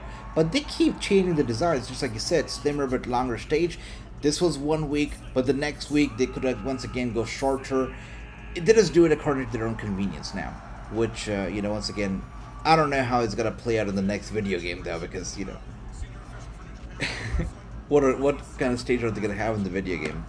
Let's care more about the wrestling and the wrestlers. That's right, true. I think it's just me being me, caring about all the little things over here and there. Yeah. Alright, the IWGP title on the line. This one should be good. My pick over here, by the way, is Moxley. I know everybody else says Moxley's not gonna win, but I'm hoping that Moxley gets the victory. Let's go.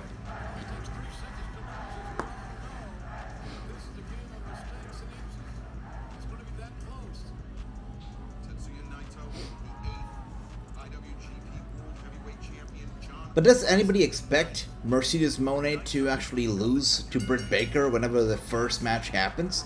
Because, wow, that would be a big slap to the face of Mone, right? I would love to see it, though. I would absolutely love it. I think it's only the right thing to do. And here we are now.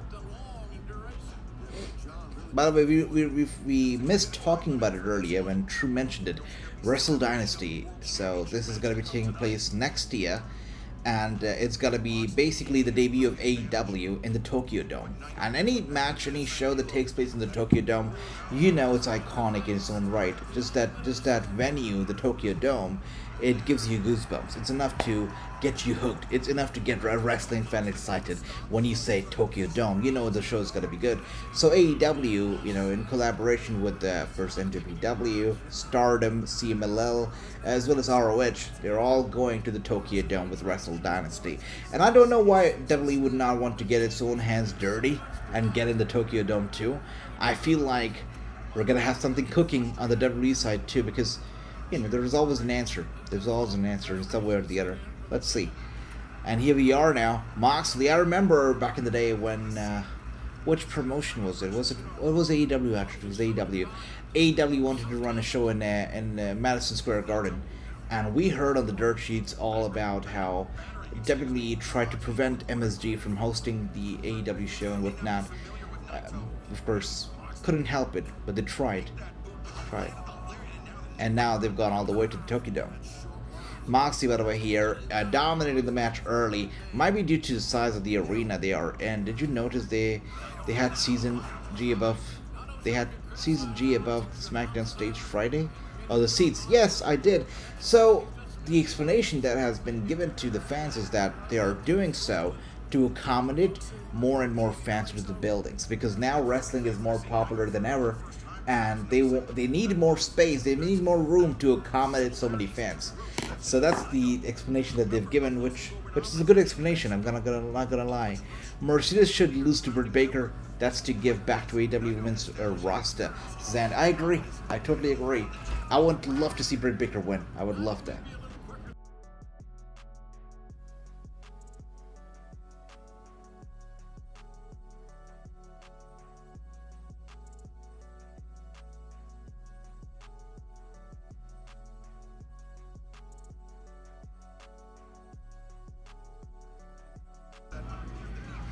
So as we see here, Moxley still dominating. Let Britt work her way back in. She has a hole that she has grown to go through. That's right. And you know, Britt Baker, another thing that we have to talk about, even though she looked great, as she made her entrance, she looked fantastic, looked in a great shape. Fantastic to see her back. But we also have to talk about the ring rust. Is there any ring rust? Does she need some practice? Does she need to warm up a little bit before she takes on the likes of Mercedes Mone? That's another question. Whole roster, I got you. Yeah. Looks like Moxley has got some evil intentions. Oh yeah, definitely evil intentions. He is looking to climb the top, or maybe not. No, maybe not. He just rolls back into the ring over here. I thought he was gonna pull a Jacob Fatu on this guy, but no. Doesn't look like it. Oh, he's gotta be very patiently waiting in the ring for him.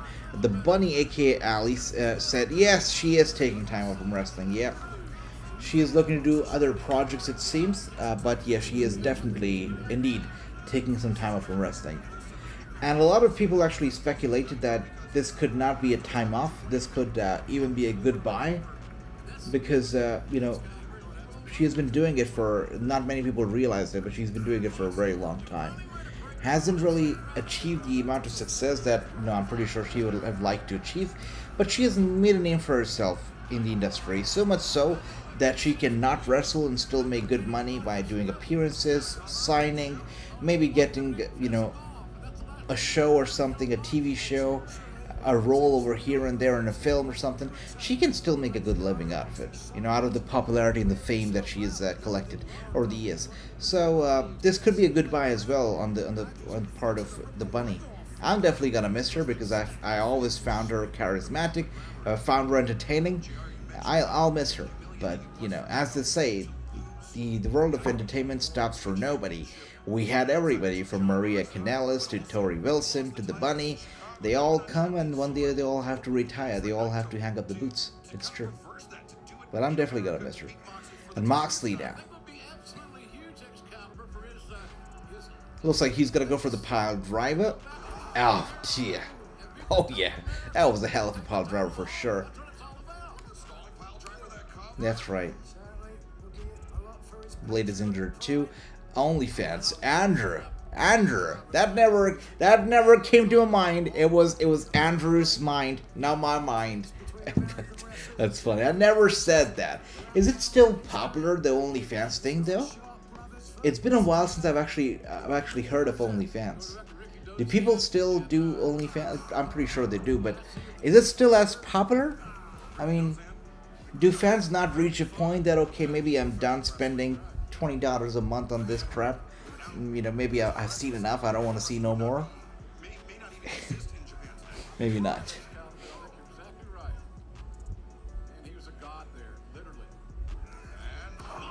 Sweet. Moxley is eating this up right now. He's dominating left and right.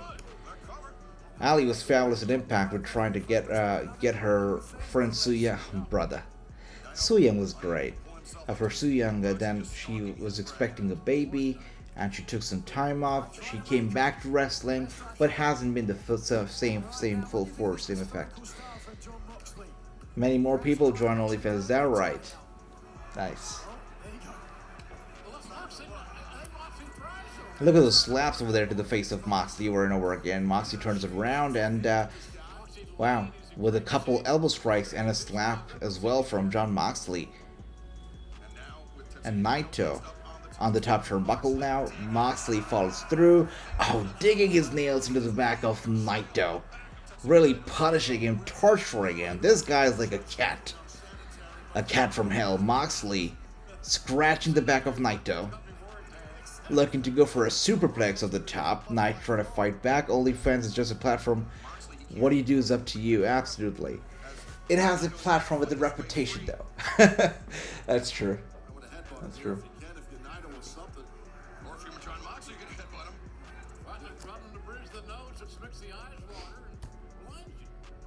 And now Moxley is going to go for a superplex, it seems, off the top turnbuckle.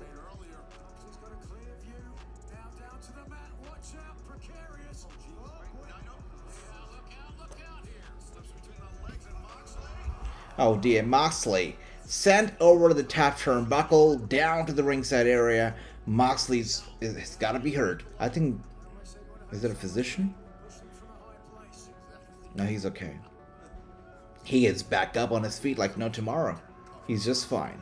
Moxley is just fine. Naito eyeing him like an eagle, keeping his distance. He's gonna run over. He's gonna run over.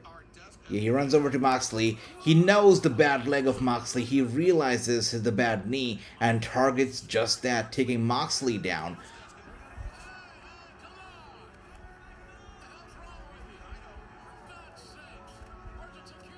Is that even legal?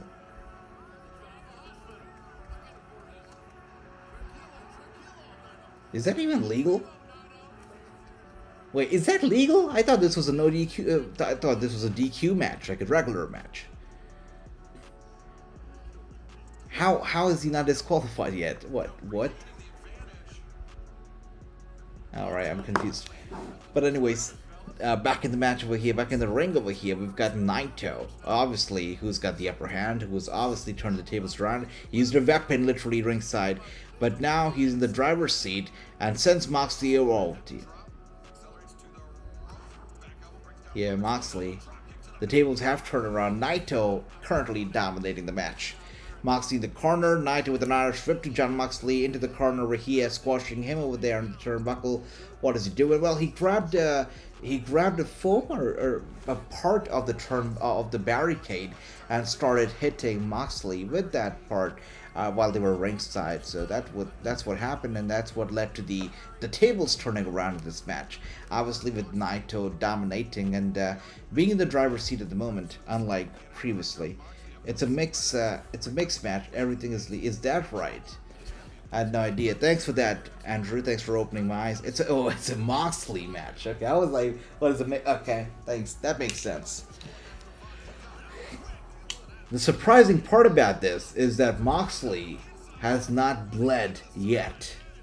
Yet is the key word over here because you never know.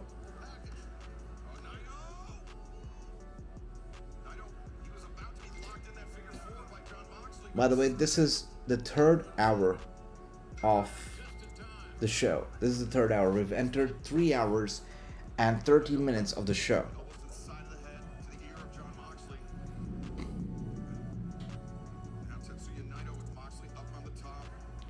Another top turnbuckle. Yeah, Moxley in trouble one more time. This has to be the moment. Moxley has to do something. And there you go, powerbomb off the top turnbuckle. Naito is down. Moxley goes for the cover. Naito kicks out. Yeah, this was the only time Moxley could have actually turned the table around in his favor. And he did. He did. Now only if he's able to follow through, because obviously he's got a bad knee. Of course, when he took that fall from the top turnbuckle to the ringside area, he fell badly on his knee. And of course, Naito has been targeting that same knee for a bit. AEW is going to give you your money's worth, indeed. And the pay-per-view model could be changing significantly for AEW, where it could be a monthly fee moving forward. So the speculation is out there, the rumors out there, the words out there. But if that's true, then the AEW pay-per-views are going to be more affordable than ever in the future, which is great. But one thing's for sure, just like True said, AEW gives you good wrestling. I mean, like AEW or not, you watch it or not, but if you're missing out the pay-per-views, I have to say, you're missing out, because AEW pay-per-views, they always deliver. They always deliver. 15 matches on a pay-per-view is no joke, right? It's no joke. It's a treat for the wrestling fans. And here we are now, Moxley trying to catch a breather. So is Naito. Both the guys are down on the mat over here.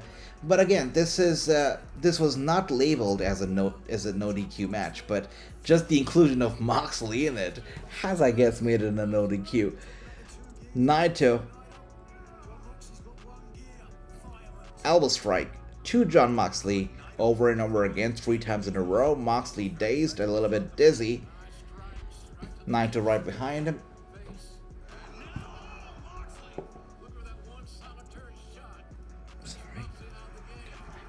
Cup of tea.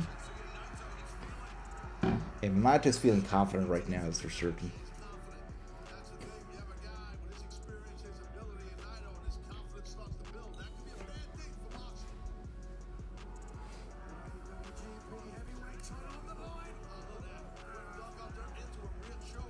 Alright, the chokehold, sleeper hold locked in on Moxley right now on Naito. Naito very cleverly goes over and bends down before the turnbuckle, allowing Moxley's head to collide with the top turnbuckle. Moxley, though, does not give up. One more time, the sleeper hold is locked in on Naito. Naito is able to break free. Now from behind. That was good. You know it, Drew. You know it. Brother, you know, every single time, it's so funny. This is a true story. Since you mentioned losing voice, every single time I go to a WWE show, I mean, you know, this is before AEW existed. Hence, I said WWE, right? Because it's been a while since I've been to a wrestling show. But every single time that I would go to a wrestling show, let's say, I would lose my voice, and the next day, it happened all the time when I was in New York. And there would be a WWE show in town. I would go, I would lose my voice. The next day I would be at work, and I wouldn't be able to talk. And people would know. They'd be like, You went to a wrestling show, didn't you? I'm like, yes. And I would not be, my voice would be gone for like 2 days. I'm not even making this up right now. My voice would be gone. I wouldn't be able to speak. That's how loud I would get in a wrestling show. Yeah. Wrestling is great. They do 15 matches for the pay-per-view while WWE chooses to separate. Brother, I tell you what, I don't like the idea of 2 nights of WrestleMania. But now that we're going to get 2 nights of SummerSlam, maybe next we're going to get 2 nights of the Royal Rumble, it annoys me very much. But what can we do? WWE is all about the commercials right now. That's it. They're all about the sponsorship, the money, the boosting the ticket sales, whatnot. That's all that matters. I'm glad to be in attendance at the last ever one-night WrestleMania. The last ever pre-pandemic WrestleMania, WrestleMania 35, was historic in more than one ways. You know, the last match of Triple H, the last match of Triple H, unknowingly, the last match of Batista, the last match of Kurt Angle, the last WrestleMania pre-pandemic, the last WrestleMania that was one night only. Of course, the first Ronda Rousey defeat, the first ever women's main event, WrestleMania 35, was historic. It was a historic pay-per-view. Yeah, it's great. And I was in attendance, so that's that.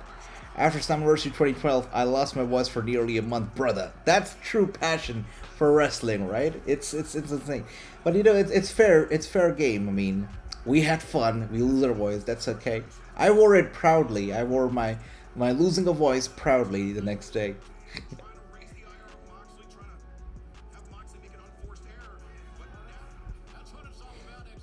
This match has been, you know, sweet back and forth. I think it's based on the action so far. It's still hard to pick the winner.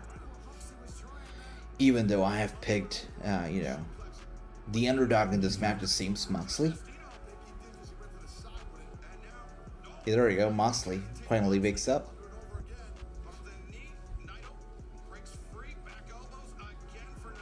Alright. Landing those elbow shots right there to the neck here of Moxley. And now looking for a suplex landing straight on his neck. Moxley is dazed, dizzy, he's out of it. Naito twisting his arm. It's gotta be over now. This has got to be it. It's going for the cover now. It's a 1, a 2.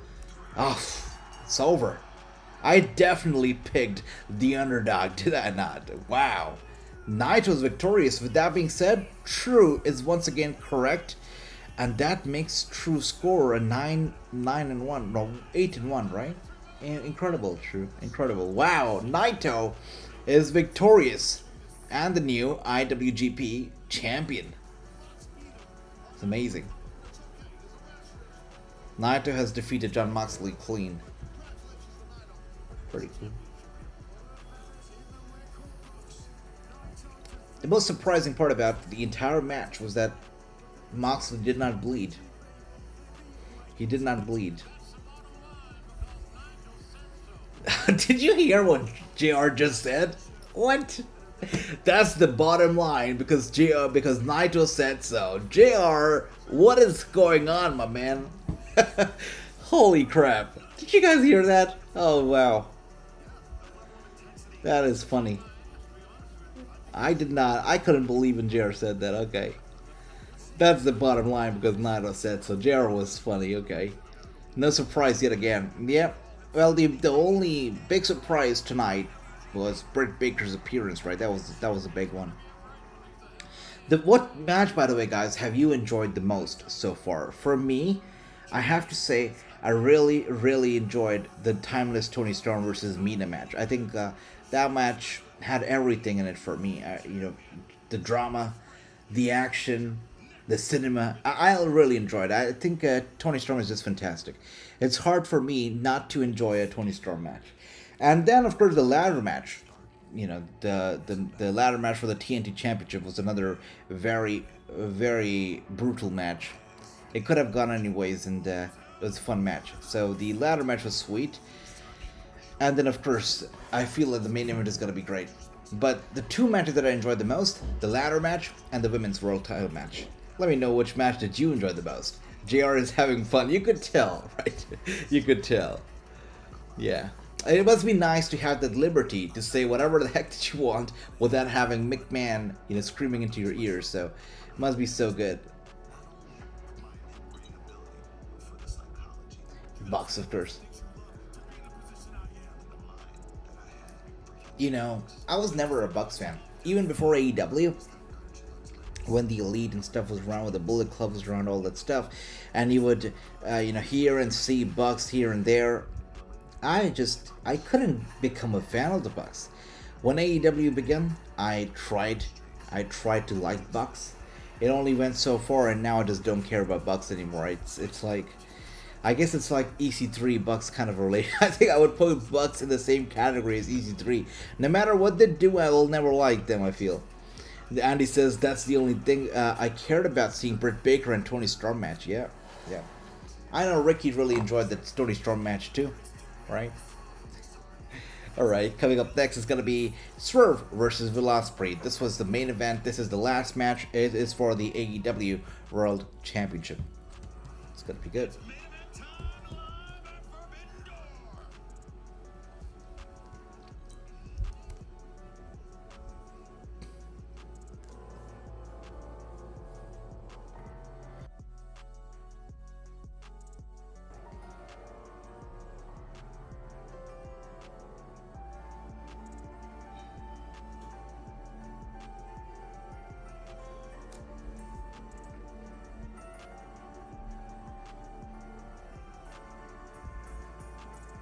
All right. Taking a look back at the career. Sweet. That was sweet. Quite an intro here for Ospreay. Will Ospreay on his way out. AEW really scored big when they got Will Ospreay on board. Such an act, such a talent. Will Ospreay is a generational talent for sure. Let's see. I will never care about the Bucks, says Andy. I agree with you, Andy. Totally. Same. And here we are now. Will Ospreay. To the thunderous pop here from the fans. Definitely loved by all. Will Ospreay.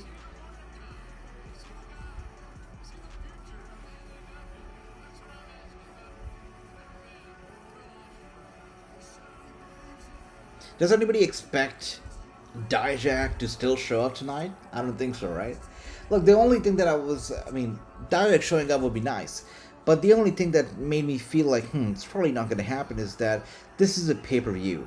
Dijak, in his own right, is kind of popular on social media, right?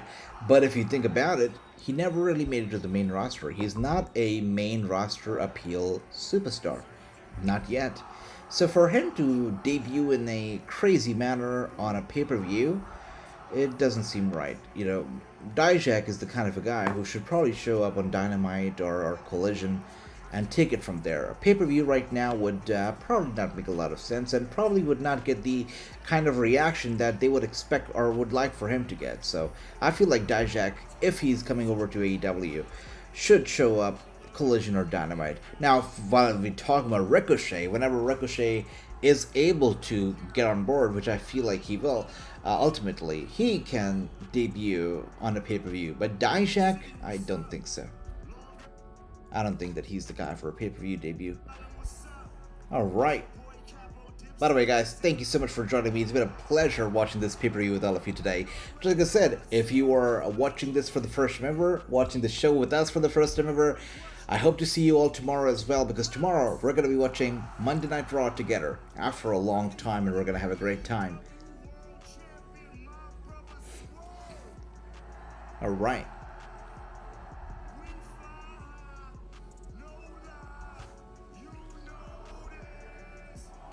Is that a replica or is that Swerve's actual title?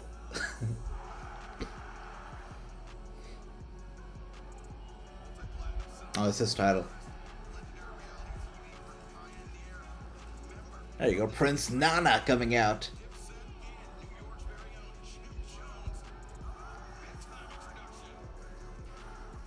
The Prince Nana dance will never get old. It's so funny. And here we are now, Swerve. Whoever invented that Prince Nana dance. It's been a long time indeed, my brother Randy. I'm so glad to be here. So glad to be watching the show with you. And, can't wait till Monday Night Raw tomorrow night.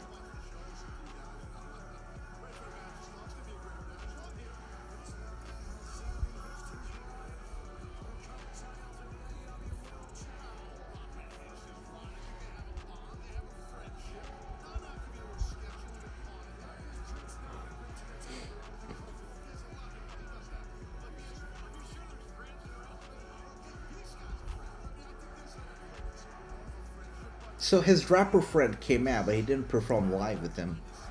Okay.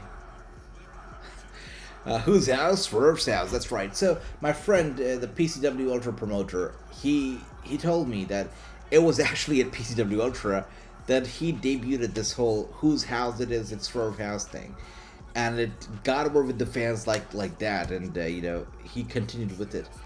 So it was debuted at a PCW Ultra show, which is funny. PCW Ultra has definitely sent over some stars to the WWE and AEW.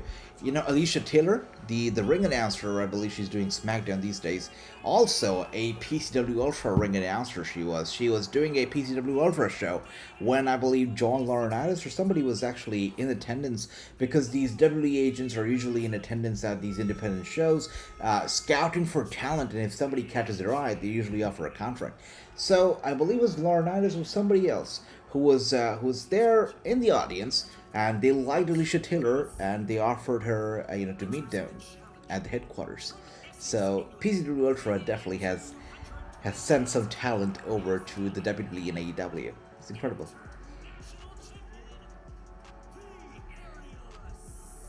The aerialist. Well, Ospreay looks determined to take away the AEW World Championship. So for me, my prediction here in this match is simple. Swerve is going to retain. Even though I would love for Ospreay to win, I think Swerve is going to walk out with the championship. Let me know, guys, what do you think? Do you think that Swerve's going to win? Do you think that Ospreay is going to be conquering that title tonight and becoming Ospreay 2 belts?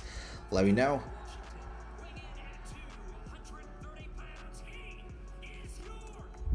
Swerve retains is true, I agree.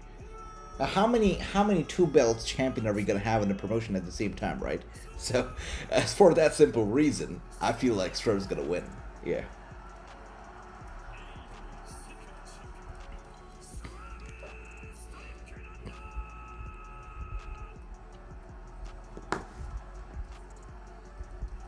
Alright, Swerve.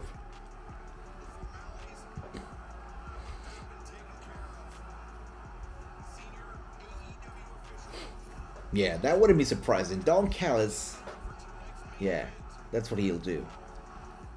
He's known for doing such stuff like that, right? Ask Kenny Omega.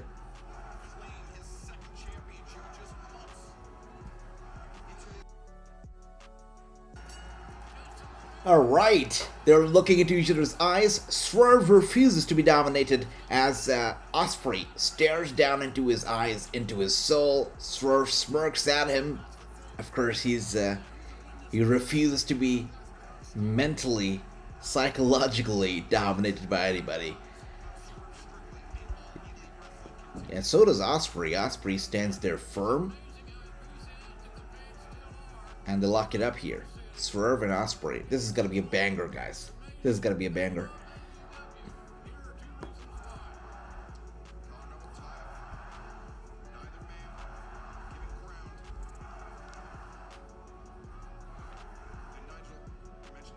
And Ospreay trying to overpower Swerve. Swerve trying to overpower Ospreay. Actually, he does. He sends Ospreay over to the ropes. The two refuse to let go of each other as we speak right now. But as they are held up against the ropes, they have to. As the referee counts down to the 10, and Swerve and Ospreay have to let go of each other, at least for a brief moment over there. Before Ospreay takes the first shot at the match, elbow strike to the head of Swerve. Swerve did not take that very well. He returns the favor, and they're going back and forth here, trading elbow strikes to each other's head as we speak right now. At least 7 elbow strikes traded between the two before Ospreay has him in a headlock, and Swerve now throws Ospreay over to the ropes, rebounds, and Ospreay with an elbow strike one more time to Swerve, following that up with another elbow strike to Swerve Strickland. Ospreay has the upper hand over here when it comes to the total number of elbow strikes delivered in this match. And now one more time, Ospreay with a big move here on Swerve. Swerve returning the same move. Ospreay with a nice beautiful dodge. Dodges the kick to the head as well. And one more time a kick to the head of Swerve here, delivered from Ospreay to Swerve. I think Swerve realizes that Ospreay has got his number. He definitely does. Yeah, I think everybody realizes that Ospreay has got Swerve's number. He does, yeah. Look, Ospreay hasn't done a whole lot of damage on Swerve, but in that little fast and quick exchange, I think it was quite evident that Ospreay knows exactly what he's in for. He knows what he's in for. I love Japanese ring announcers, says True. They are passionate, True. They're very passionate. I agree. I've got to say, even for the Spanish ring announcers, even though I don't understand either languages, you can tell the passion. And especially for Japanese, they love it. They love it. Yeah, they're marks. And here we are now, and we've got Ricky here also agreeing. He says, me too, True. I don't want to see Will win tonight. Not yet. Yeah, very, very early into his AEW, career, as I believe JR suggested earlier as well. So yeah, I agree. And here we are, Swerve now with a kick to Will Ospreay. Will Ospreay now one more time with a shot to the back. Ospreay in the corner, taking it back or trying to catch a breather for a second before turning Swerve around in that corner and hitting him with a few chops to the chest. Chops to the chest, by the way. The Undertaker recently revealed that the one thing he hates in wrestling are the chops. He used to hate taking chops to the chest. I think Don Callis comes out and make Will lose. Yeah, that's what True also suggested, that Don Callis will probably screw Will Ospreay tonight, because I think it's hard to imagine Will Ospreay losing clean. So there's got to be some shenanigans, it feels. And here we are, though. Will Ospreay refuses to sell anything that Swerve sells to him. Swerve gets up on the top turnbuckle. Will Ospreay jumps up to his feet very quickly and asking Swerve to go for the landing, asking him to go for the dive. I don't think he's going to do it, though. He's smart enough not to do it. He does not. Very slowly, gradually gets out the turnbuckle on the mat, and he goes for the kick to the head of Will Ospreay. Ospreay taking it back for a moment. Swerve hits him with an Irish whip, and now, wow, look at that. A boot to the face, and Ospreay is able to get Swerve off the apron to the ringside. Ospreay, is he gonna go for the dive? Because it seems like he's gonna go for the dive. Yeah, Ospreay is looking to dive down on Swerve Strickland. Well executed. Swerve goes down hard. Ospreay has got the driver's seat. He's got the steering wheel in his hand right now. I love seeing Will Ospreay win the title at All In and his hometown. Yeah. What a night. It's been a great night, that's for certain. Since I couldn't be in the studio tonight, I was wondering how this setup is gonna look. It's like a very quick setup that I came up with, but not bad actually. I like it. Yeah. And getting that seal of approval from you guys always, is what matters most. And here we are now. Will Ospreay gets Swerve in the ring one more time, and a few shots to the head. Yeah, you're right. To win is in his hometown, just like Ricky suggested, Andy. You're right. That would make a lot more sense. And there won't be any CM Punk to screw him over either, right? Poor Drew McIntyre. Speaking of Drew McIntyre, where the hell is Jonathan? We've been missing Jonathan tonight. Jonathan's not here. Yeah, he's probably watching some of the old Drew McIntyre tapes. Alright, and here we are now. We've got elbow strike here to Swerve Strickland. Strickland returning the favor to Ospreay. Ospreay saying, bring it on, another one. He says, another one, and another one. Oh my goodness, chop to the chest. And Swerve taking it back. Thank you, Ricky, my brother. Thank you. Another chop.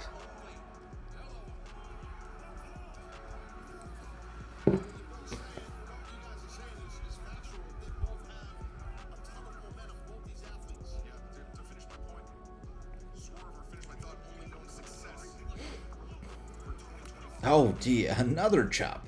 Notice when Ospreay hits those chops. Wow.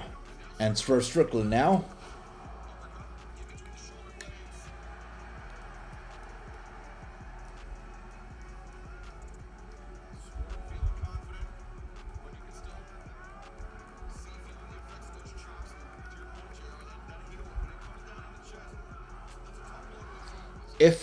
If I could control it, Andy, I would have Alexa Bliss return tomorrow. Like I miss Alexa. I've always been a very big fan of Alexa Bliss's work. She stands out. You know, she's a great talent, very good on the mic, good on the mic, good promos that she can cut, good segments she can do, and I feel like her inclusion in the Wyatt Six will just add to it. But I feel like it's sooner than later. She'll be here. But maybe there's a reason why they're holding her back. Maybe they don't want her to overshadow Nikki Cross or the other Wyatt Six members. Who knows? Because, look, Alexa was very closely involved with Bray Wyatt for a very long time. Right? One might argue that she was even more closely involved with Bray and The Fiend than even Uncle Howdy for the longest time. So her inclusion into the Wyatt Six right away, she might demand more spotlight, she might demand more time, and she might draw more attention from the fans than even my Uncle Howdy might, right? So maybe that's the reason why they don't have her yet on there. But they will, you know, if not a part of the Wyatt Six, maybe a force against the Wyatt Six, who knows? But there's no way that their paths not gonna clash. It'll clash. I think so. But let me know, Andy, what do you think? When is she gonna appear? But I want to see CM Punk vs. Drew that match at SummerSlam. Me too, Ricky. It will be a good match. You think it's gonna be SummerSlam? Let's see. Yeah, I definitely see her appearing like a mid-match or something to maybe help or screw the Wyatt Six over. Alexa Bliss. Yeah, that's what I feel as well. So SummerSlam or maybe Rumble, who knows? Let's see. And here we are now. You know, I really hope that they don't use the Wyatt Six in the Rumble or anywhere where they can lose easily or, you know, be treated like a joke. I really hope not. Wyatt Six needs to be preserved, and the Wyatt Six need to be, you know, secured and made sure that they're not made fun of or they're not put in awkward situations, because they're a very gimmicky faction. So when you put a gimmicky faction with all the lights on and in a regular match, and you know, you get the idea, in a ring surrounded with all the normal wrestlers, the gimmicky persona can often come up as a joke to many. So they have to secure the Wyatt Six. They have to really be careful with the booking.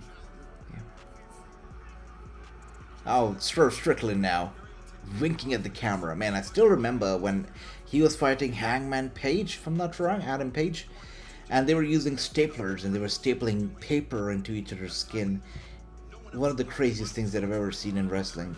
I couldn't watch it. I couldn't keep my eyes on the screen. It was hard to watch. I remember Swerve getting all covered in blood and paper and staples towards the end of the match. It was crazy. And you know, I asked JTG once, because JTG did a death match once, and you know, in which he got like all bloody. He got glass and everything on his back and everything. So I asked him, like, what happens if you're in an independent promotion, not even a big promotion, just a small time independent promotion, and you take some tube lights into your back, or you get, you know, put through a glass and you've got glass in your back, you're all bloody. How does the promotion take care of you? What do you do? You know, after the match, do they give you medical attention? Do they send you to the hospital? What happens when you've got glass all over your body or inside your skin? Very surprisingly, JTG told me that nothing. They do nothing. He said that, you know, what he likes to do after a brutal match like that is take some beer and pour it onto his back or wherever the glass is, because it acts like an antiseptic, I believe, and also helps with some pain. But he says it burns a lot. But he said he did that same thing after his death match. Then he went to the hotel room where he just, you know, took a nap. And the next morning when he woke up, his bed sheets were all covered in blood. It's scary. It's crazy. It's crazy. Yeah, I saw that. True. Yep. Saw that Frankensteiner is. The match is brutal, and as you can see right now, Swerve Strickland has got the match in his corner. He's got the momentum in his corner. And he also said Alexa Bliss at SummerSlam, alcohol for wounds. Yep. Yeah. I can only imagine how bad it must burn, right? But I feel that if independents, if they cannot provide medical attention, then they probably shouldn't do death matches, because it's torturing your talent. It's torturing the talent that you've got booked. So, and here we are now.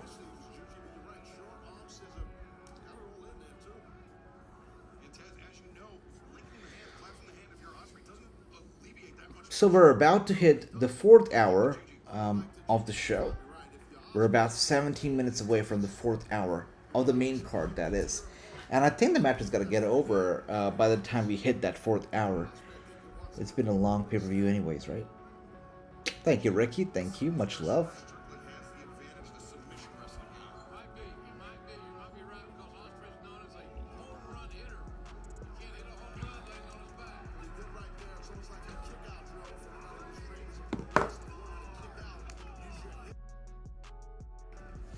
I hope so, True, because this incident that he was telling me about was like 4, maybe 5 years old, very recent. So I hope that, they do get checked out now.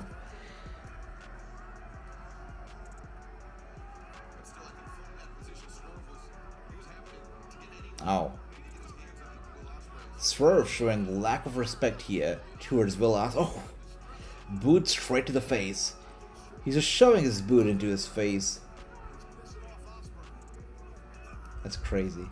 Just total lack of respect here towards Will Ospreay. Will Ospreay, though, he gets up, headbutts him, and there you go, elbow strike. We're back to square one now with those elbow strikes being traded between the two. We're back to it. Yeah, that's how we started the match. Ospreay's gonna go for a big-ass elbow strike. Once, twice, thrice. He's gonna go, an uppercut here from Ospreay. Running over to the ropes, rebound. Oh my goodness, now Swerve with an uppercut to Ospreay as well. Yeah, Swerve's gonna win. There's no way. I see you, Ricky.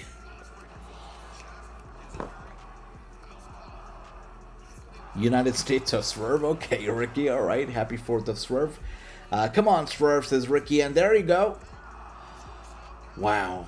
A power slam over here from Will Ospreay to Swerve. Oh dear! No way, no way, no way. Yeah. It couldn't be. There was no way that he was not going to kick out. He kicks out, of course, the match continues.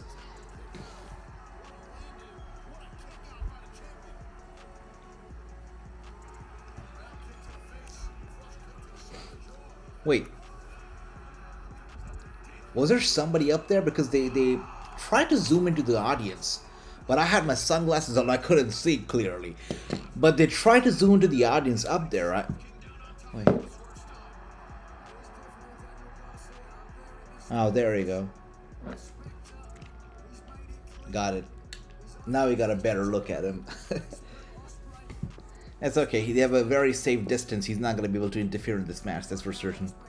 That's right. Ricky Styles Clash couldn't get the job done, though. The match continues. Yep. It was a Styles Clash. Couldn't get the job done, though. Am I ahead of you guys? Wow. I like that. I'm not going to spoil who's sitting up there in the audience, though. It's not Dijak.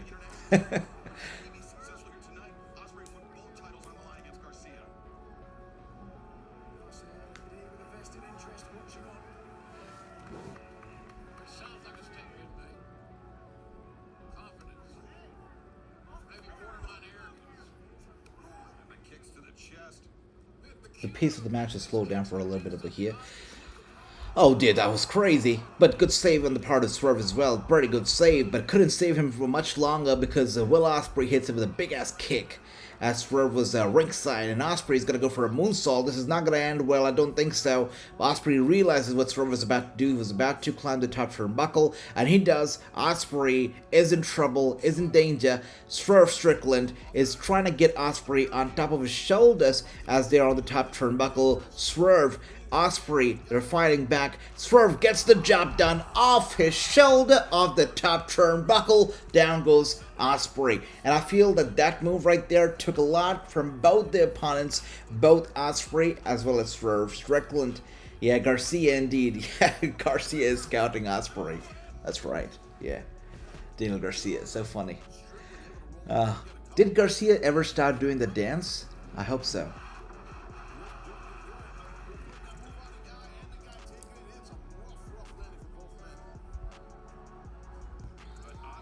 Alright.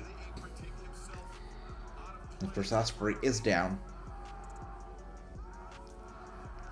The question is, does Ospreay lose clean? Because that's hard to imagine, right? Or does Dante actually come in to screw him over? All the time, says Ricky. See you, Ricky. Doesn't look like you enjoy it too much. Alright. And as Swerve is about to suplex Ospreay, on the apron, Ospreay turns it around, and now there you go, a big kick from the behind to the head of Swerve. Strickland. Ospreay, it seems like he's going to go for a big one. Sure. And then Swerve Strickland just gets off the apron as Ospreay was looking to dive from the second turnbuckle, the middle turnbuckle. Swerve guides him and sends him back first into the apron, and Swerve is looking to make the same mistake, it seems, of the top turnbuckle as Ospreay is laid out on the apron. I'm pretty sure Ospreay is gonna get out of the way. I'm pretty sure he will get out of the way, and there you go, he does. He rolls out of the way to safety, but he did it too early before Swerve could actually go for the dive. Stop dancing, Garcia. I see. Garcia has big match for this day with Will Ospreay. That's big. That's big. Okay, and I think Ospreay loses clean. Says, wow. That's gonna hurt his momentum, right? It's definitely gonna be hurting his momentum. Oh!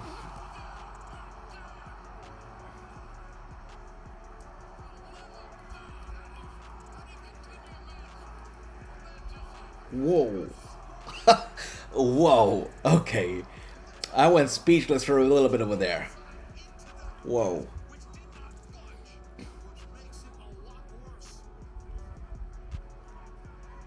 Yeah, definitely went speechless for there. Well, it's crazy. That was insane. That was insane. Wow. Wow. That was a heck of a dive. They keep replaying it, and every single time it just takes my breath away. It's crazy.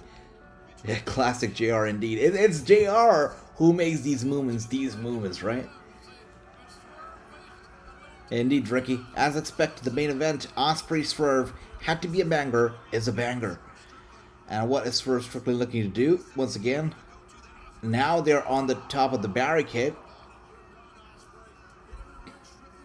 Back first into the barricade goes Ospreay. Swerve sends him back into the ring over here. This is where the match is going to be coming to an end, guys. Inside the ring, back we are over here. We've got about 10 minutes, I believe, left before the show is going to be over. Could exceed that time, but who knows. Right now, from the looks of it, looks like we've got about 10 minutes, only a matter of time. Swerve Strickland, though.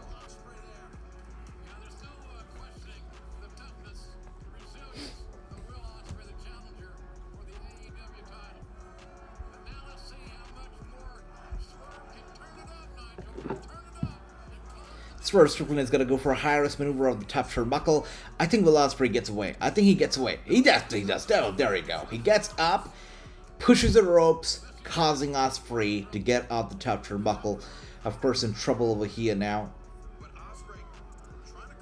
Andy, the tables half turn around once again. It is Ospreay who seems like he's got the driver's seat one more time. Both the men are on the top turnbuckle. It is Ospreay who is trying to... Oh, dear. He was about to... Trying to hit... Oh! Big cutter from the top turnbuckle to Swerve. Another one here from the second row. Go for the cover.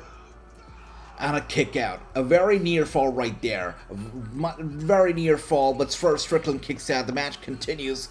That was like a 2.9 right there. We are looking at what it seems like the final few moments of this match.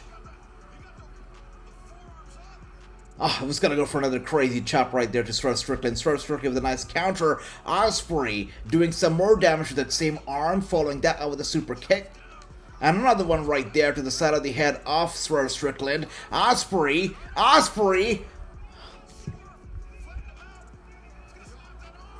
Oh dear, he's looking to dislocate that shoulder. He's looking to snap that arm of Will Ospreay as he's laid down in the center of the ring. There is no way to go. Ospreay, with that same arm, rolls Swerve Strickland over, goes for the cover, and it's a kick out at a 3.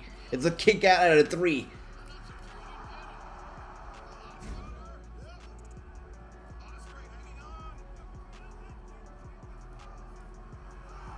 It's crazy.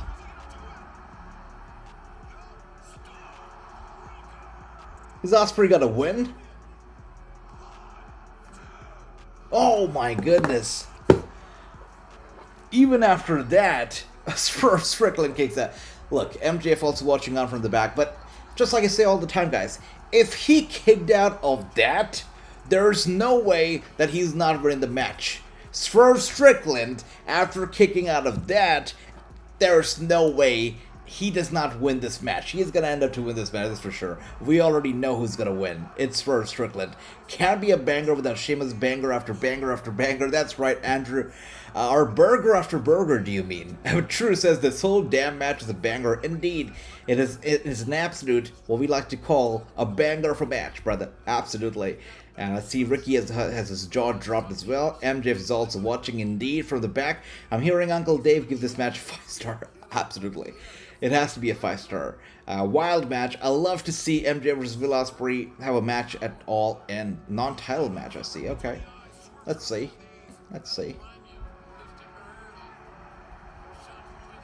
Ospreay is still in control, by the way. Swerve Strickland is down on his knees right before him in the center of the ring. Ospreay.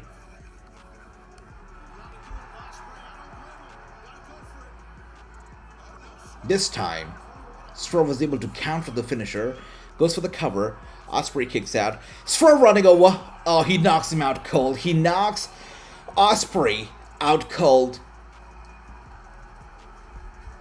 Oh, we got a referee bump, I haven't reached that point just yet. Oh dear, the referee goes down, so we know this is how Will Ospreay loses this match, right? Where's Prince Nana at? Fucking Callus, really? True? You called it like a long time ago that Callus has gotta come here. Wait, but who is he gonna help?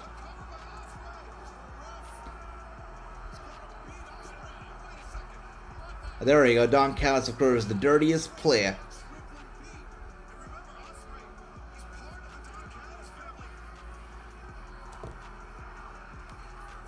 Oh dear, come on. A screwdriver. A screwdriver. Prince Nana trying to stop Don Callis as well. Finally getting some work done. He hands Ospreay a screwdriver. Prince Nana once again. Wow. He shows Don Callis down. Will Ospreay, with a screwdriver in hand, goes after Prince Nana. He's threatening to stab him. Ospreay has turned murderous, it seems. Threatening to stab Prince Nana right there.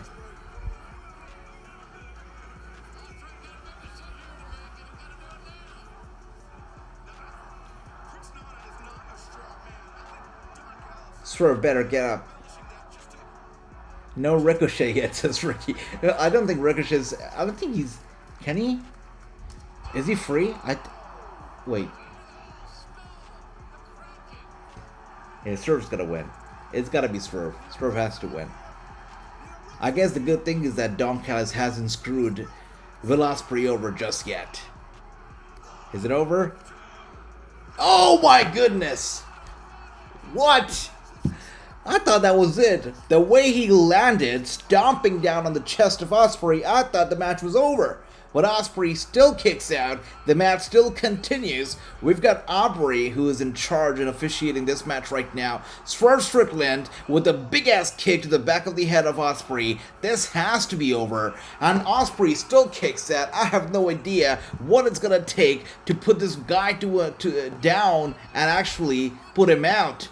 Ospreay is a walking, talking zombie right now. Swerve Strickland realizes this guy has no energy, has no fuel left, but he is still running on pure adrenaline. That's it. Swerve Strickland realizes all it's gonna take is one snap, and it's gonna be good night for Ospreay. There you go, patting him on the back of the head. It's over. It's gotta be over.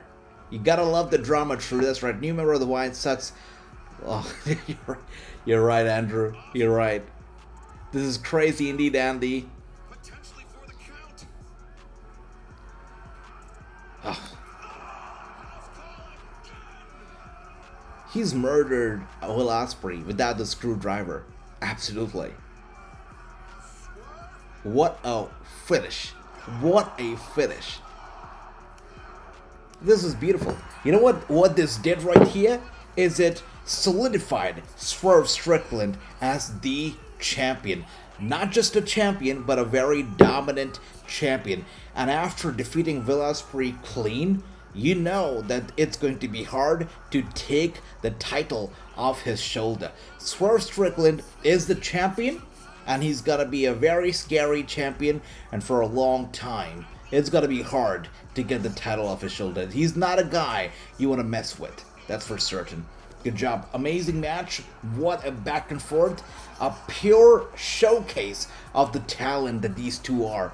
Incredible match. Walk Zombie Ospreay. Yeah, walking zombie indeed towards the end of it. He lost clean. That's the thing here, true.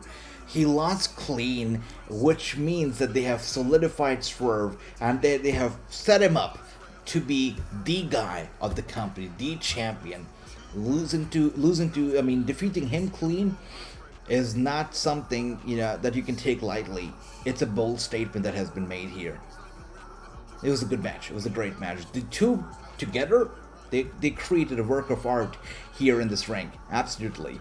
Wow. And by the way, True here is our new predictions champion. We have once again unified both the predictions champions, so now we only have like one title that's gonna be over all around WWE as well as AEW. I think it just keeps things in order, and it's easy to follow. So True is the predictions champion. Congratulations, True. What a victory here with a 9-1 score.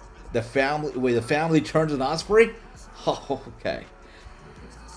A little bit behind here for that, behind everybody. Ospreay lied to the White Sox, came hunting. Yeah. Amazing match. What an amazing match, really. I love Prince Nana though. Prince Nana is great.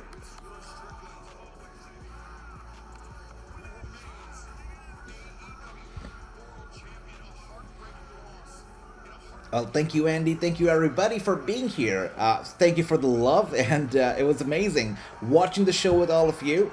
I cannot wait until tomorrow, actually, while we watch Monday Night Raw. I think it's going to be great. I'm going to be watching Raw after a long time tomorrow, and I know we're going to have a great, great time. They will turn on Ospreay, without a doubt, brother. It will come. It will come. Didn't happen tonight. I'm glad it did not, because it gave Swerve an opportunity to actually show the world the champion that he is, and he's capable of being. Great match, great night. Thank you so much, my brothers. It was a pleasure watching the show with all of you. I give this show actually a solid 9 point. Actually, wait. I was about to get too excited. This match was great, so I'm gonna give this match like a 9.5 out of 10 already. But overall, the show, I'm gonna give the show a 9 out of 10. I had fun. I had a great time. A long show, 15 matches, nothing to laugh at. A big show, but they did it well. It was fun to watch. It was fun to watch every single match. Did not feel draining at all. 4 hours of the main card plus 90 minutes of the pre-show. We had fun. And yeah, great show. 9 out of 10 is well deserved for AEW Forbidden Door 2024. Thank you, everybody. Thanks, Andy. Thanks, Ricky. Thanks, Andrew, my brother. Thanks, True. Thank you, everybody. Venom, all of you guys who are here tonight. Thank you so much for the love. I hope you all have a good night. Take care. Sleep well. I'll see you tomorrow for Monday Night Raw. I think we're going to have a lot of fun. Take care, guys. I'll see you tomorrow. Much love. And yeah, good night. Sleep well. Take care. Much love, guys. That's right.